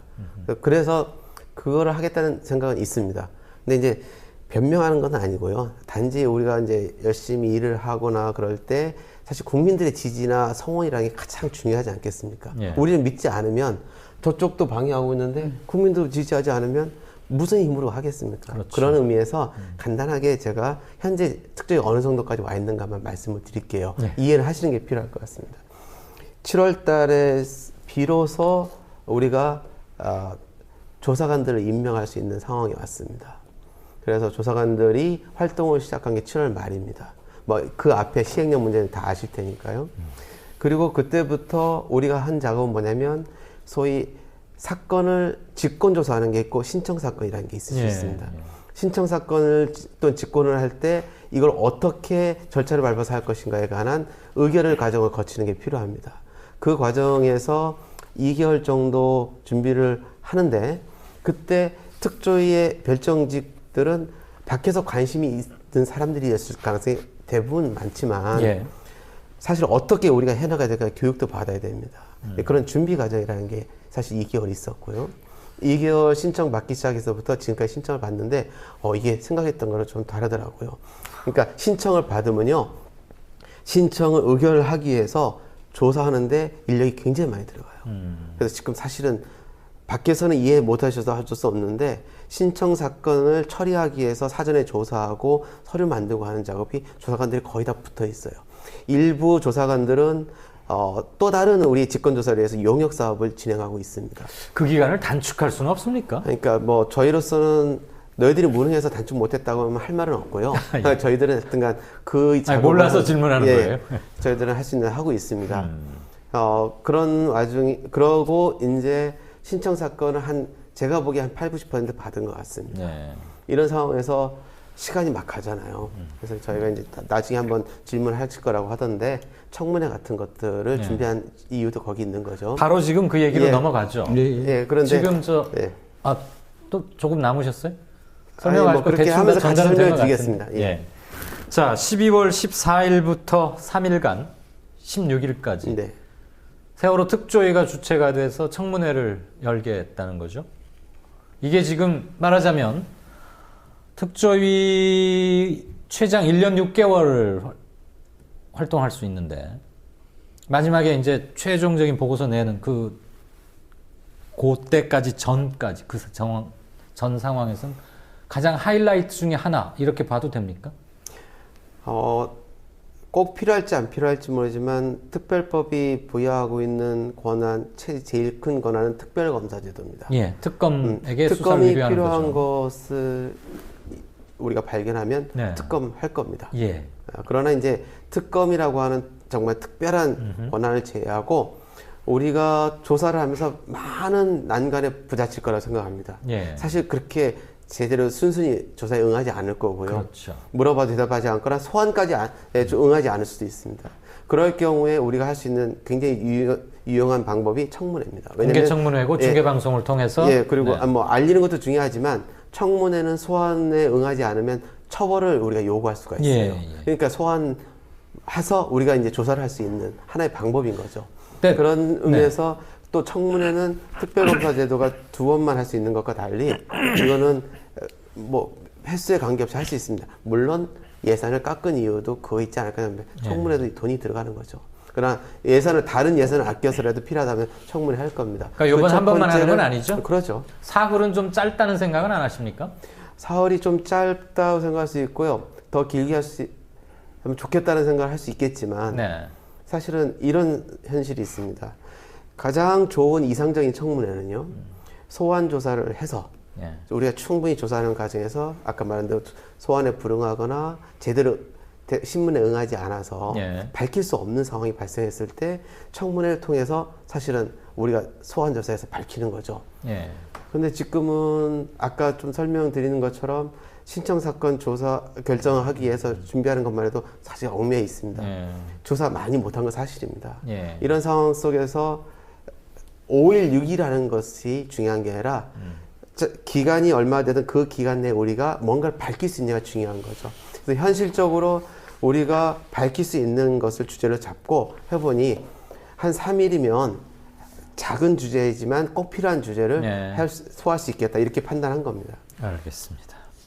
이번 청문회는 그 세월호 참사의 현재를 예. 그대로 보여주는 청문회가 됐으면 좋겠다 저는 생각을 하고 있거든요. 사람들이 이제 많이 이제 국민들도 이제 세월호 참사 아무래도 기대가 커질 텐데. 잊지 않겠다고 했지만 많이 이제 관심권에서 멀어지고 있고 예. 이런 거죠. 그래서 이제 세월호 뭐 그 뒤에도 또 뭐 우리나라는 뭐 역사 교과서 문제라든지 굉장히 큰 현안들이 또 있으니까 현안에서 상당히 멀어져 있는데 네. 우리가 이제 얘기했던 것처럼 세월호 참사 잊지 않고 가야 되잖아요. 이거 지금 근본적으로 진상규명하고 해야지 또 이런 대참사 안 나도록 만들어 가야 되니까 그럴 때 특조위가 국민 앞에 첫 선을 보이는 거예요. 네. 첫 선을 보일 때 그럼 뭘 갖고 보여줄 거냐.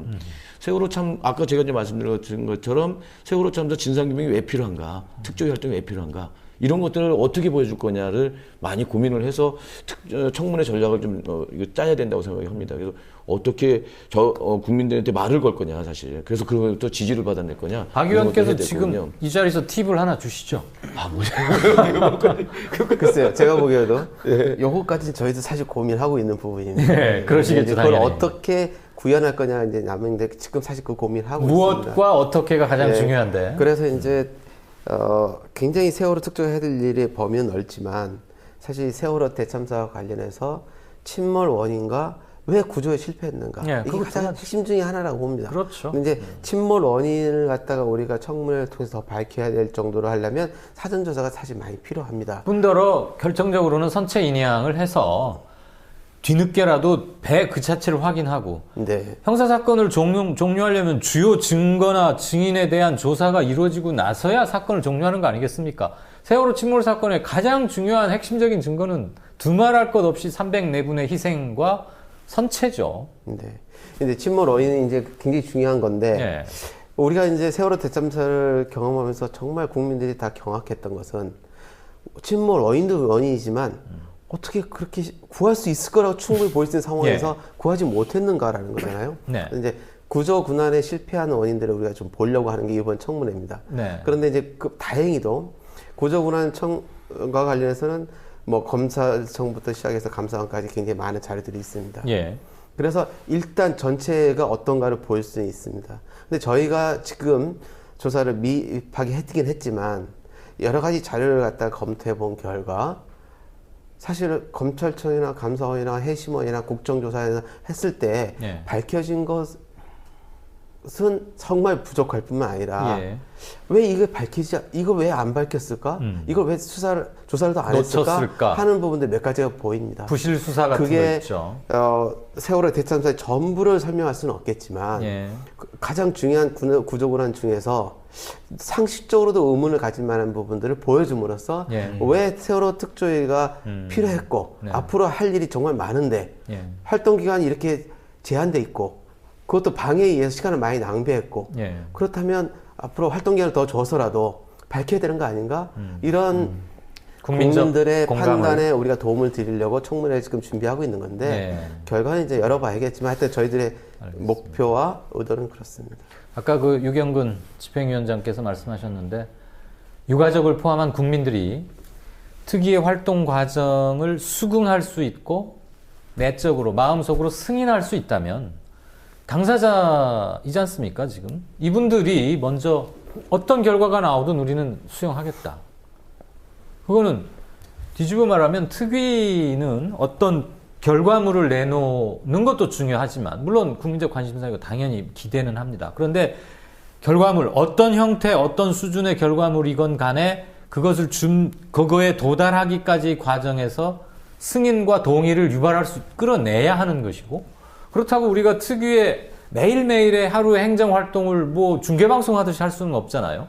그렇다고 보면 중간중간에 이런 결절점, 저는 청문회가 굉장히 중요한 모멘텀이 될 수 있다고 보는데 그게 그냥 단지 무슨 국회에서 인사청문회 하던 식으로 3일간 이런 게 아니라 정말로 디테일하게라도 검찰 수사의 문제점을 끌어낸다거나 그렇죠. 정부와 여당이 뭘 잘못하고 있어서 특조위가 이렇게 옴짝달싹도 못하게 묶여 있다.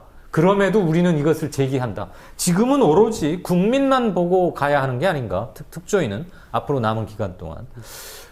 하나 여쭙고 싶어요. 이거는 행정법적으로도 논란 좀 될 것 같은데 현재 해수부의 입장이나 정부의 입장은 특위는 올 1월 1일부터 가동되기 시작 특조위는 그랬다는 거 아닙니까? 그렇다고 보면 내년 6월 30일 날 종료해야 되는 것이고 근데 지금 우리 발이 묶인 지도 한참 지났고 시행령 통과가 된 게 일주기도 훨씬 넘어서였지 않습니까? 그렇다고 보면 특조위의 기산점을 언제로부터 잡아야 한다고 보십니까?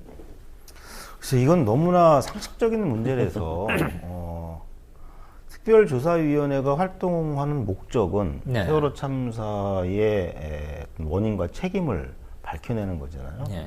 그러기 위해서 특별법을 만들었고 특별한 권한을 준 겁니다. 그렇죠. 그리고 그 목적을 이루어내라고. 이게 가장 큰 취지의 목적인데 그렇다고 그러면 실제로 활동을 시작을 해야죠. 예. 그러면 활동을 시작을 하려고 그러면 딱 두 가지가 필요하잖아요. 돈이 있어야 되고 사람이 있어야 됩니다. 이게 없으면 하고 싶어도 못 하잖아요. 예. 예산이 나오고 사람이 들어와서 일을 시작을 한 게 7월 말입니다. 7월 말. 예. 그리고 저희가 사건 조사 신청을 한 게 9월이고요. 예. 그래서 9월 중순부터 채택을 하기 조사 활동을 시작을 한 게 아니고 채택을 하기 시작을 했어요. 네. 그리고 이제 본격적으로 하나씩 조사 활동이 들어가야 되는 시점입니다. 예. 솔직히 전 개인적으로는 아직 특조위 활동 시작 안 했다고 보거든요. 그러나 그건 뭐 제 욕심일 수 있는 거니까 여러 가지 다 양보한다고 하더라도 최소한 예산과 인원이 배정된 사실 그 예산도 다 깎인 거고요. 예. 인원도 다 잘린 겁니다.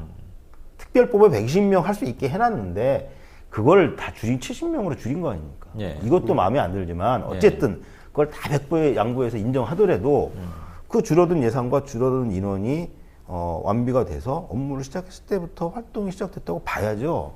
이건 상식입니다.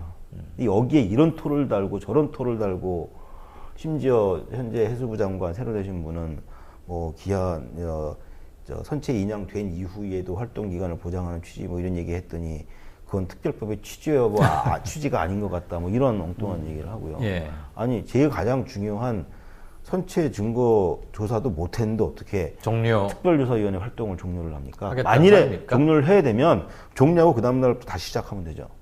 제2의 특별조사위원회 또 하면 되죠. 그러려면은 그렇게라도 해야 되는 법을 거예요. 개정하거나 또 다른 특별법을 만들거나 뭐 이런. 예, 그래서 기한 문제는 이거 갖고 필요하겠죠. 논란을 피는 것 자체가 굉장히 보수적으로 해석하시는 분들이 매우 정치적인 의도를 가지고 있다고밖에 생각을 할 수밖에 없고요.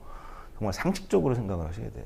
근데 진짜 정부조직법에 활동이 따르면 예. 정부조직법에 따르면 특위 소속 공무원들에게 급여가 지급되기 시작했으니까 2015년 그래서 1월부터 활동 기간 문제 네네. 뭐 이런 것들 얘기하시는데요.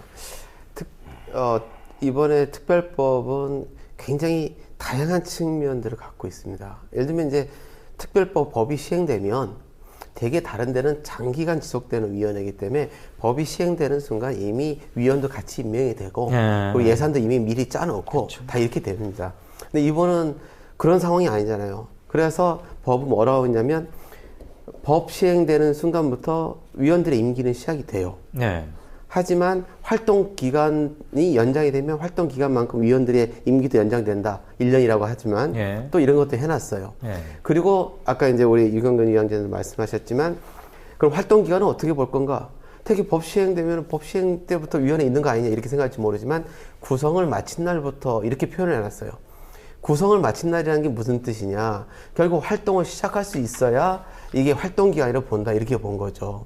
그러면 활동을 시작한 거 아까 이미 설명했으니까 제가 더 설명하지는 않겠습니다. 예. 예, 그렇게 본다면 7월 말일 수 있고요. 그 앞으로 당기는 것은 결국 특별조사위원회 활동이 조금이라도 짧았으면 좋겠다라는 생각으로 법을 그들에 맞게 해석하고 있는 거다. 네. 이렇게 봐도 됩니다. 그리고 정부조직법에서 공무원 이런 얘기 하는데 네. 일단 위원들의 임기는요. 1월 1일부터 시작됐다 하더라도 특별조사위원회의 활동 기간이 끝날 때까지는 무조건 하도록 돼 있습니다. 예. 그러니까 정부조직법 전혀 무관합니다. 알겠습니다. 그러니까 이거 이렇게 표현을 하고 싶은데요. 네. 뭐 정부 조직법이니 뭐니 뭐 그전에 관례가 어떠니 뭐 이런저런 법 조항 들고 막 이렇게 따지고 들어오는데요. 저는 그런 사람들한테 딱 한마디 해주고 싶어요. 예. 그런 거 어렵게 따지기 전에 들어도 모르겠고 따지기 전에 지금 당장 우리가 지켜야 할 특별법부터 좀 지켜라. 지금 해놓은 이 특별법 아무것도 안 지키고 이거 다 축소 깎고 지 마음대로 해놓고 심지어는 특별법에서 규정해놓은 거를 시행령에서 다 오그라뜨려 놓고 예. 이렇게 법 위반을 하고 있으면서 왜 다른 법조항 들여다 대고서 여기다 적용을 하냐 이거예요. 예.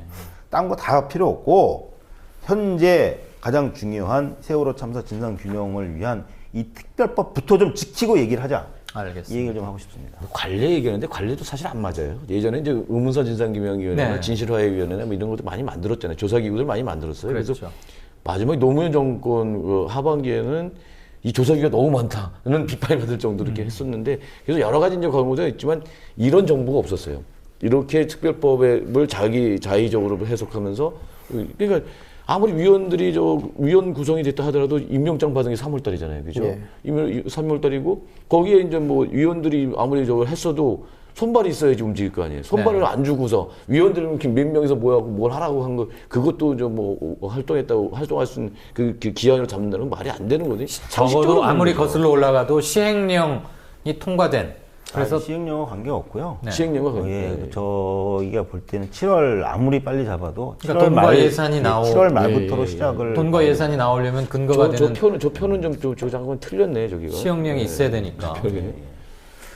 네. 저 표에 보면 2014년, 15년 저거가 2015년, 16년으로 돼 있어야 되는데 저기 좀 틀렸네요. 네. 이거 고쳐야겠어요. 바로 잡아야겠습니다. 예. 그리고 아까도 말씀하셨지만요. 법으로 정해진 기간보다 더 중요한 거는 예. 진상 규명을 할 수 없는 조건에서 특조위가 끝난다면 네. 정말 김재원 의원이 얘기한 대로 그동안 쓴 돈이 다 낭비한 거고 매몰 비용이고. 결국 세금도 되는 거 아닙니까? 예. 따라서 가장 중요한 진상 규명의 가장 중요한 증거는 선체입니다. 그렇죠. 그래서 선체가 인양되고 난 이후에 네. 적어도 몇 개월 동안 선체를 조사로. 중심으로 이 진상이 뭐였을까를 생각해 볼 수 있는 시간을 주는 것이 진짜 특별법의 취지를 아는 예. 의원들이나 사회의 태도인 거죠. 알겠습니다. 이제 그 부분을 제가 좀 마지막으로 말씀드리고 싶었던 건데 딱 위원님께서 정확하게 지적을 해주셨는데요. 예. 그러니까 작년에 특별법을 만들고 뭐 특별조사위원회를 구성하고 이럴 때 예. 사실 저희도 그랬고 굉장히 지금 돌아보면 굉장히 순진했던 생각인데 정말 이렇게 선체 인양이 늦게까지 안 되고 이런 상황이 오리라는 예상을 못했던 거예요. 그렇죠. 예, 당연히 작년 11월 초에 수정수색 구조 중단을 하면서 이제 인양 얘기 나오고 그랬을 때 적어도 2015년도 중에는 인양이 다 끝나는 걸로 우리는 다 생각을 했단 말이죠. 그러니까 이게 특별조사위원회 활동 기한이 이런 거하고 관계가 없었어요. 그런데 지금 보면 지금 뭐 내년 7월을 얘기를 하고 뭐 이렇게 얘기하고 계약 기간 상하이 셀비지하고 계약 기간은 2016년도 12월 말까지입니다. 그때까지 계약 기간 돼 있지만 하여튼 1년 한 달 남았네요. 예, 그렇게 돼 있는데 가장 말씀하신 대로 가장 중요한 증거인 이 선체가 확보가 안 된 상태에서 이걸 끝낸다. 이런 상황을 아예 처음부터 예상도 하지 못했을 그래서 뿐더러 순진하다고 하셨어요, 예. 지금? 근데 상황이 이렇게 바뀌었으면 거기에 따라서 뭔가 다른 조치들을 취해야 되는 거죠. 예. 그래서 활동 시작 기시하는 2015년 최소한 양보하더라도 2015년 7월 말로 보는 게 맞다고 생각을 하고 있지만 네. 그러나 끝나는 시점이 언제냐? 그것은 세월호 선체를 정밀 조사를 통해서 그 침몰의 원인을 밝히기 위한 조사 예. 그것을 최소한 마칠 때까지는 보장이 돼야 한다. 이것이 진짜 이 세월호 참사의 진상을 규명하기 위한 특별법의 취지이고 목적이고 네. 여야가 합의했던 그런 취지가 바로 그것이다. 이걸 다시 한번 강조를 하고 싶습니다. 알겠습니다. 자, 선체 인양 얘기 문제 아까 우리 오늘 갑자기 특조위가 왜 팽목항에 갔습니까? 거기부터 시작된 건 선체 인양 일부 관련이 돼 있는데 지금 유가족분들이 그 동차거도인가? 동거차도. 작년에 보도할 때도 헷갈렸는데 지금도 헷갈리네. 동거차도에 뭐 망원경 들고 가서 이렇게 보고 계신다는데. 예, 뭐 벌써 한참 됐죠. 왜 그렇게 옹색하게나마 그럴 수밖에 없는지도 좀 설명을 해주시고 그렇게 해서 주로 어떤 정보를 얻을 수 있습니까? 저희들은 그냥 별 효과가 있으려나 싶긴 한데 안타까워서 드리는 질문. 예, 저희가 이제 9월 초부터 그 동거차도에서 참사 해역이 바로 내려다 보이는 네. 그 산 위에 이제 그 비닐 천막을 치고 숙식을 하면서 지금 현재 거의 3개월 가까이 매주 단위로 일주일 단위로 저희 아빠 엄마들 한 3분에서 4분 정도씩 교대로 들어가고 있죠. 매주 금요일이 교대일인데요. 네. 지금은 이제 성호 아빠, 뭐 건우 아빠 이런 몇 분이 좀 들어가 계십니다. 그러니까 한꺼번에 두세 분씩 계시는 거예요? 예, 한 번을 갈 때 보통 3명 내외입니다. 아, 그러면 한 서너 팀이 이렇게 돌아가면서 서너 교대를 팀은 하는... 아니고요. 네. 이미 뭐 한 2번씩 갔다 오신 분도 있지만 뭐 가시겠다는 분들이 있으니까 예. 이제 계속 신청을 받아서 조를 새로 편성을 하고 만약 내년 되면은 기존에 가셨던 분들이 또 한 번 또 돌아가야 되지 않나 예. 뭐 이런 생각은 하고 있는데 어쨌든 그렇게 하고 있는데요.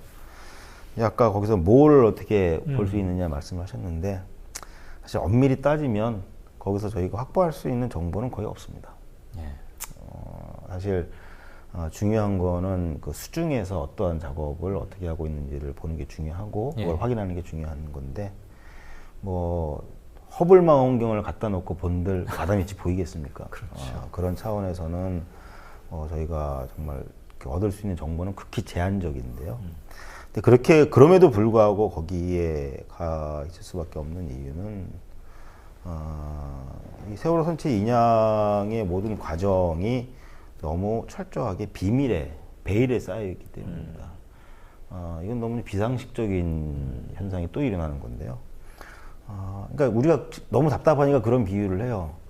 아니, 교통사고 나서 차가 이렇게 부서져 있고 이렇게 있는데 나중에 조사하려고 그러면 그 현장 가가지고 그걸 지켜보고 또 조사하고 막 이래야 되는데 내가 피해자인데 내 피해자가 내가 사고 난 현장을 가서 내가 보겠다는데 근데 너무 답답하니까 그런 얘기까지 하거든요. 예.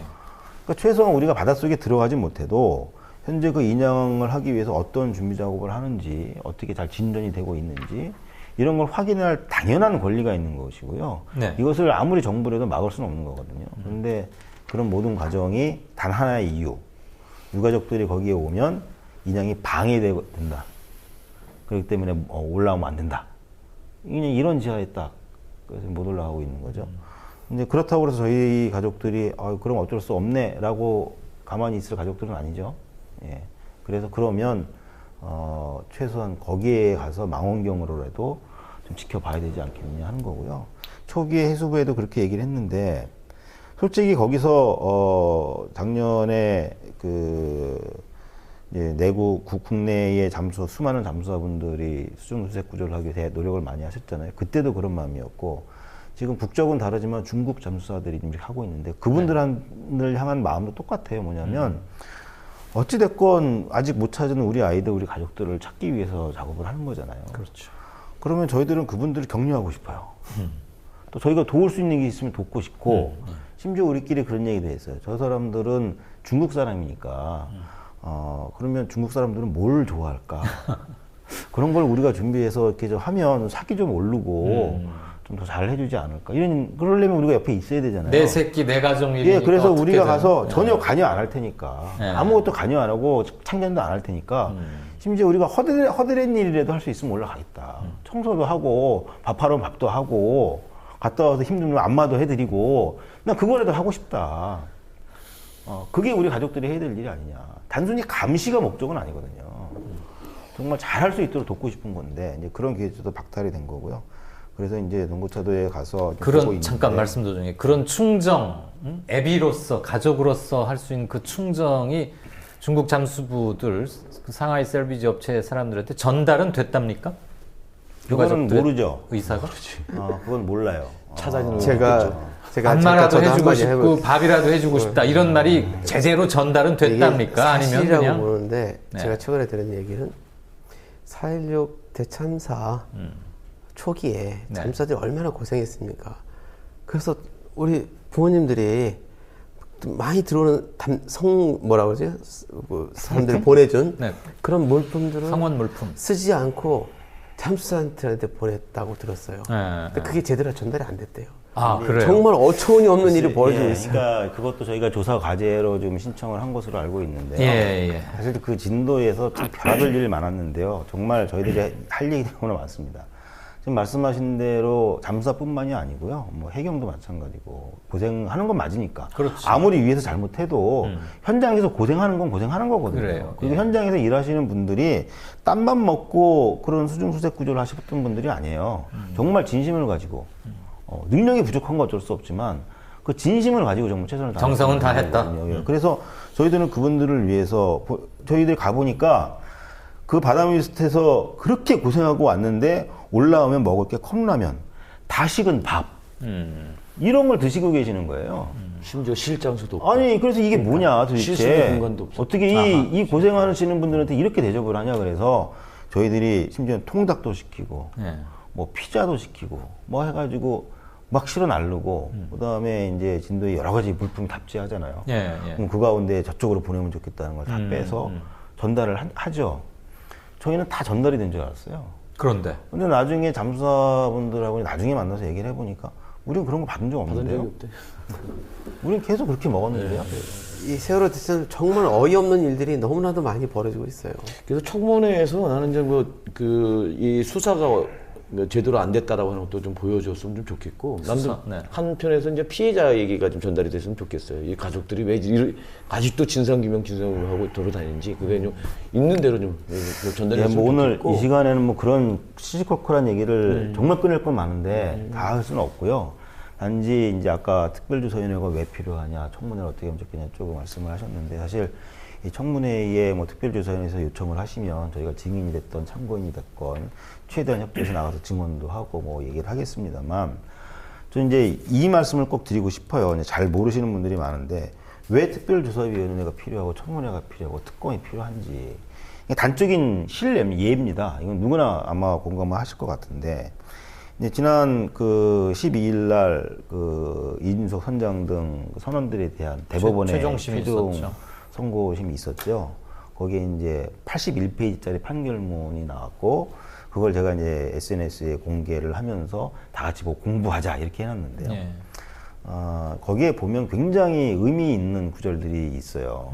이게 뭐냐면 우선 이제 이준석 선장에 대해서는 살인죄가 인정이 됐죠. 예. 사실 저희 처음에 가족들끼리는 걱정을 좀 많이 했어요. 왜냐하면 어떤 대법원의 어떤 보수적인 성향 이런 것들을 좀 많이 하도 많이 듣다 보니까 네. 혹시 2심 결과를 뒤집는 건 아닐까 걱정을 했는데 사실 대법원에서 굉장히 고심 끝에 선명한 판단을 하셨다 생각을 하는데요. 이 문제는 선장을 제외한 다른 그 선원들은 조금 상황이 달랐죠. 예. 근데 판결문을 보면 이런 구절이 있어요. 이제 우리가 이제 많이 알기로 특히 작년 7월 달에 검찰이 최종 수사 결과를 발표하면서 이렇게 얘기를 했어요. 뭐 워낙 이제 많이 하도 떠들고 다녀가지고 외우다시피 하는데 이제 그 노후한 선박을 도입해서 불법 징계축을 하고 고박 불량하고 과적하고 평형수를 빼서 부족한 상황에서 운항 중에 조타수가 대각도 변침이 일어나도록 이렇게 그 조타를 과하게 작동을 했고 그래서 결국 그게 쏠리면서 화물이 넘어지고 이러면서 이제 급변침을 하게 된 거다. 예. 이렇게 수사 결과를 발표를 했죠. 예. 그러니까 결국 그 말은 뭐냐면 이게 그냥 선박회사 잘못이고 뭐 어떤 사람이 조작 실수를 한 거고 이렇게 발표를 한 거예요. 근데 저희는 그때 나왔을 때 분명히 지적을 했거든요. 우리는 이거 인정 못 한다. 그런 사유로 이 배가 급변침을 해서 그렇게 빠른 시간 안에 침몰을 하리라는 것은 이해를 못 하겠다. 다시 수사를 해야 된다. 인정 못 한다라고 분명히 그때 이야기를 했었거든요. 그리고 지적을 했어요. 문제점을 지적을 했는데 검찰에서 어떤 답도 없었죠. 이런 건 문제다. 이런 건 이해가 안 간다. 분명히 질의를 했었어요. 답이 없었죠. 근데 이번 판결문을 보면 이런 구절이 있어요. 조타수가 아무리 조타 잘못을 했더라도 이 배가 급변쯤을 해서 침몰한 원인으로 예. 이것만을 꼽을 수 없다. 이외에도 다양한 원인이 있을 수 있다. 라는 걸 대법원에서 인정을 하고 판결문에 넣었단 말이에요. 예. 근데 이 말씀을 왜 드리냐면 아까 그러셨잖아요. 검찰 수사 다 끝났고 재판 다 끝나가고 이러는 상황에서 특별조사가 왜 필요하냐. 이런 거거든요. 검찰에서 아무리 수사를 해서 발표하면 뭐합니까? 법원도 인정을 안 하는데요. 그러면 그걸 누가 밝혀야 되냐? 가장 이상적인 건 검찰이 그걸 받아들여서 우리 수사가 부족했구나. 그럼 다시 한번 해보자. 이러면 되겠는데 그러겠냐고요. 그게 안 되니까 특검이 필요한 거죠. 예. 특별조사위원회가 필요한 그렇죠. 거죠. 그러려고 만들었고. 이런 것들이 너무나 많습니다. 잘못 수사한 것도 있고 축소 수사한 것도 있지만 아예 수사를 안 한 게 더 많아요.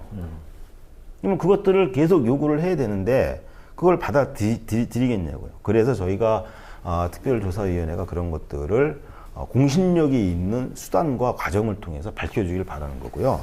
그리고 이제 아울러 다 한 말씀 더 드리고 싶은 건 혹시 나중에 질문이 나올지 모르겠는데 그런데 왜 너희들은 민사소송을 하냐?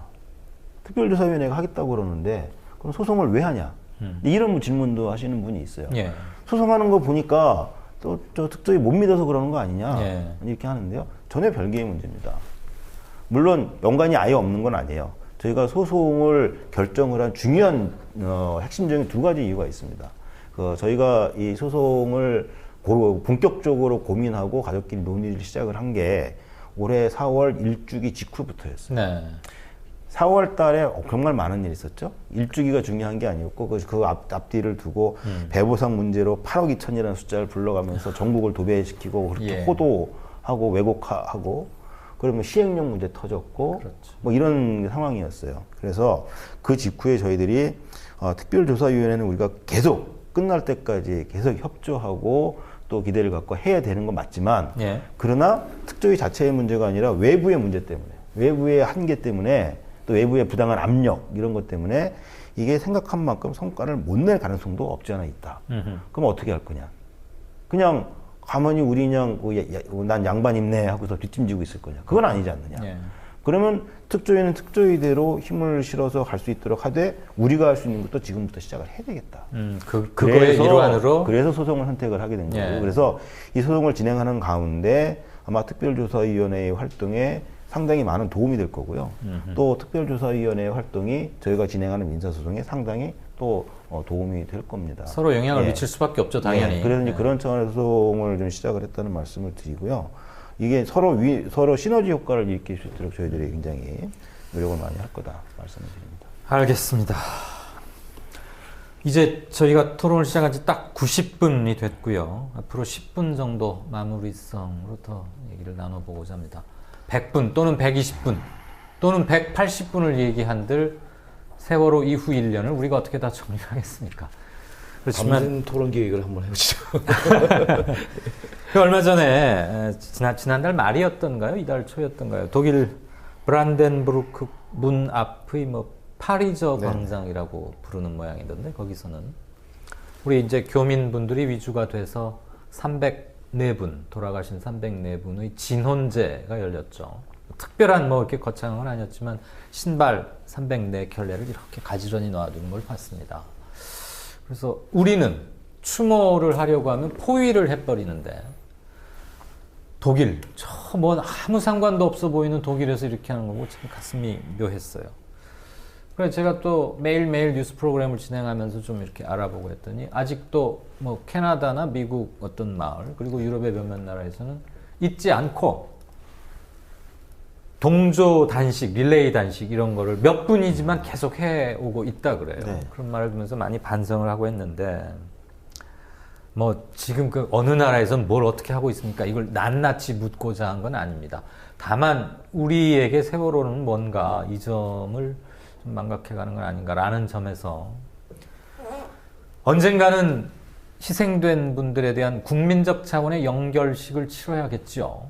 그래야 그분들의 영혼들도 영면하고 안식하게 하는 거고 그러면 우리가 그분들을 죄인이지만 살아남은 것만으로도 할 일이 많지만 연결에 필요한 최소한의 그 영전에 고할 뭐가 있어야, 뭘 이뤄내야 연결식을 할 수 있는 거 아니겠어요?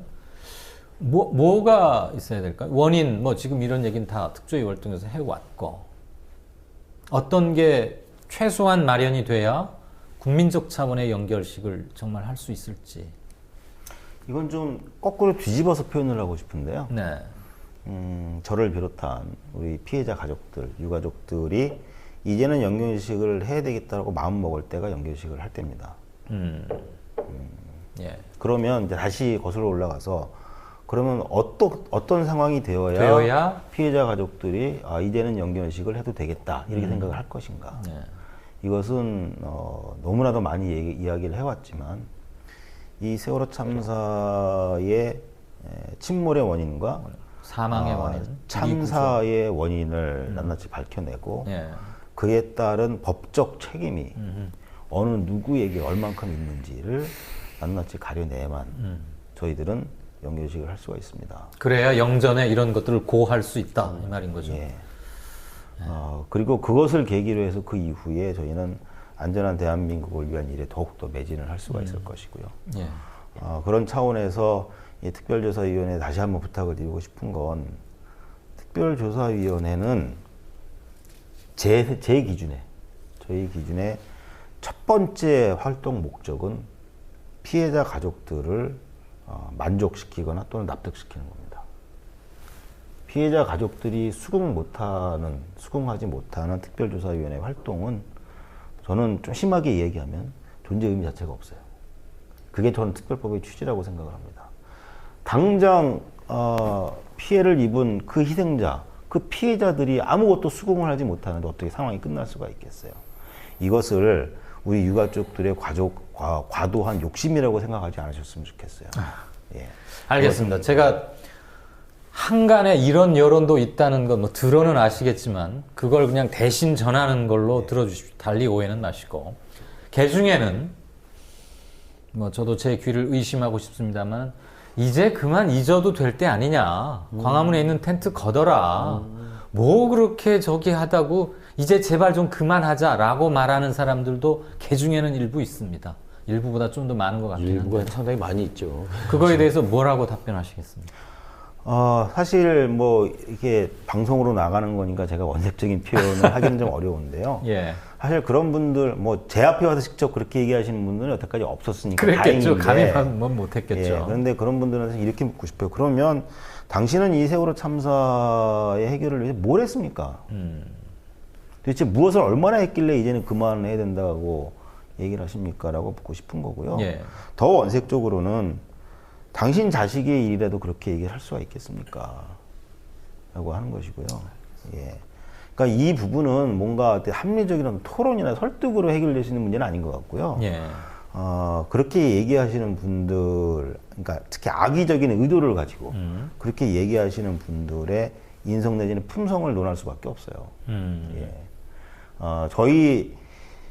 저희만큼 이 상황을 끝내고 싶은 사람이 도대체 어디 있습니까?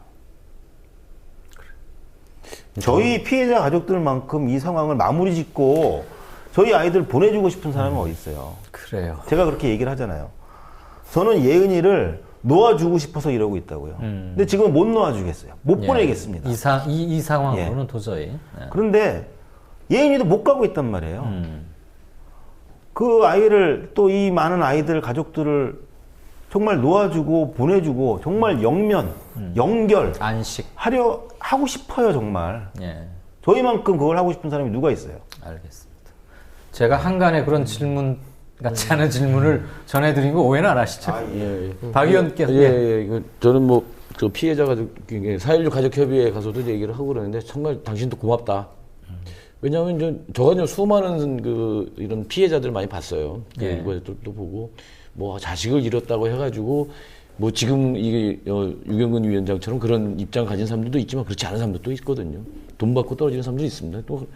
또 싸우고 하다 지쳐서 정말 돈 받고 포기하는 사람들도 있고 이제 그랬던 내부 건데. 분열하는 것도 많이 네. 봐왔고. 여기 이제 세월호 가족들, 4.16 가족협의회로 모인 이분들 같은 경우 누가 아르켜 주거나 누가 무슨 강요해서가 아니라 자기들이 뭐 경론 끝에 정한 거잖아요. 이 진상규명, 책임자 처벌, 안전사회 건설까지 이것까지 우리 해야지 죽어간 아이들한테 그 죽음들을 헛되이 하지 않도록 하겠다. 도리어 우리 국민들이 이걸 고마워해야 되잖아요. 그 고통스러운 시간을 그렇게 견디면서 그 온갖 모욕 다 당하고 있잖아요. 그러면서도 이거 견디면서 이걸 놓지 않고 있는 거에 대해서 우리가 진짜 감사해야 되고 고마워야 된다. 그래서 우리가 이런 그 종편이나 이런 정부 여당 쪽에 어떤 이런 거에 휘둘리지 말고 이게 제대로 돼야지 우리 자식들도 안전한 속에서 좀 생명 보장되면서 살 수 있는 사회가 오는 거야, 이제. 우리가 이제 봤듯이 우리 사회 너무 위험한 사회거든요. 너무 위험해서 어디서 진짜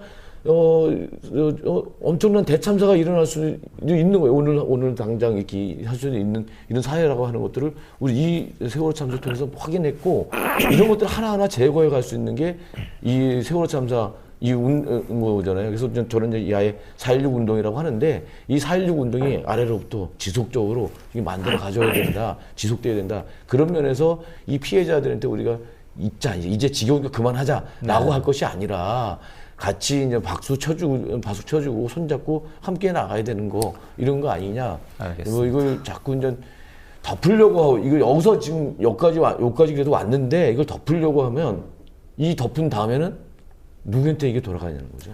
어떤 적을 볼 거냐. 마침 오늘 네. 짧은 거 하나만 더 질문하고 예. 김 교수님께 마지막 발언 드리겠습니다. 오늘 재판 열렸었죠, 박 의원? 예, 3차 공판 열렸어요. 예, 그리고 이제 마치고 바로 이리 오신 걸로 알고 있는데 재판 중에 뭐 특별한 오늘 얘기가 있었나요? 오늘 증인 신문이기 때문에 네.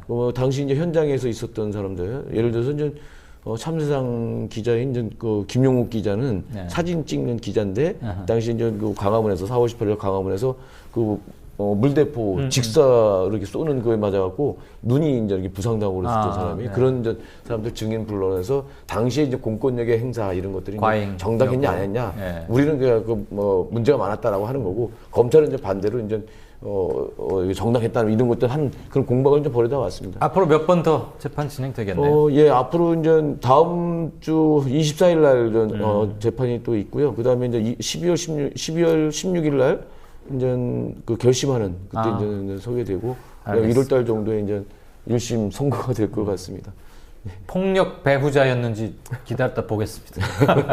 자, 김 교수님. 네. 연결의 조건. 결국 이제 세월호를 어떻게 수습하고 어떻게 공식적으로 마무리하면서 유가족분들이 승인을 얻어내고 그리고 우리에게 남은 숙제를 우리가 현실 속에서 해결해가는 이제 이것일 텐데 그 부분에 대한 특위를 오늘 대표하시느라고 애를 맞으시죠. 하여튼 정말 죄송하고 네. 할 말 없습니다. 하여튼 그러나 열심히 노력하고 할 것이고 예. 하고 있다라는 것 정도만 말씀드리고요. 예. 사실 두 분이 말씀하신 거에 답이 있었다고 생각합니다. 근데 좀 다르게 제가 애둘러서 한번 말씀을 드려볼게요. 예. 제가 작년 12월에 비상임 위원을 맡을 수 있겠냐고 제안이 왔을 때 네. 한 10초나 고민했나? 금방 저로서는 참 특별한 결단이었어요. 고민도 안 왜냐면 했네요, 제 10초면. 능력이 될까 이런 고민이 돼야 마땅한데 예, 예. 그랬던 것은 작년에 4.16 이후에 집회 나가면서 유가족들이 보여준 모습에 제가 너무 감동을 한 거예요. 이게 무슨 얘기냐면 우리 박 의원님이 얘기하신 것처럼 고맙다. 이게 제 솔직한 심정이었어요. 뭐 아까 얘기한 거 다시 반복하지 않겠습니다. 예. 사실은 우리나라 국민들이 굉장히 고마워야 될 상황인 거죠. 바로 본인들은 유가족 문제를 해결하려고 하는 거라고 최소화해도 그 결과는 우리 국민의 문제를 해결하는 거였어요. 그래서 이제 제 얘기는 어떤 의미냐면 연결의 조건은 유 위원장이 말씀하신 것처럼 침몰 원인 밝히고 그래서 책임자 처벌하고 하는 것들이죠.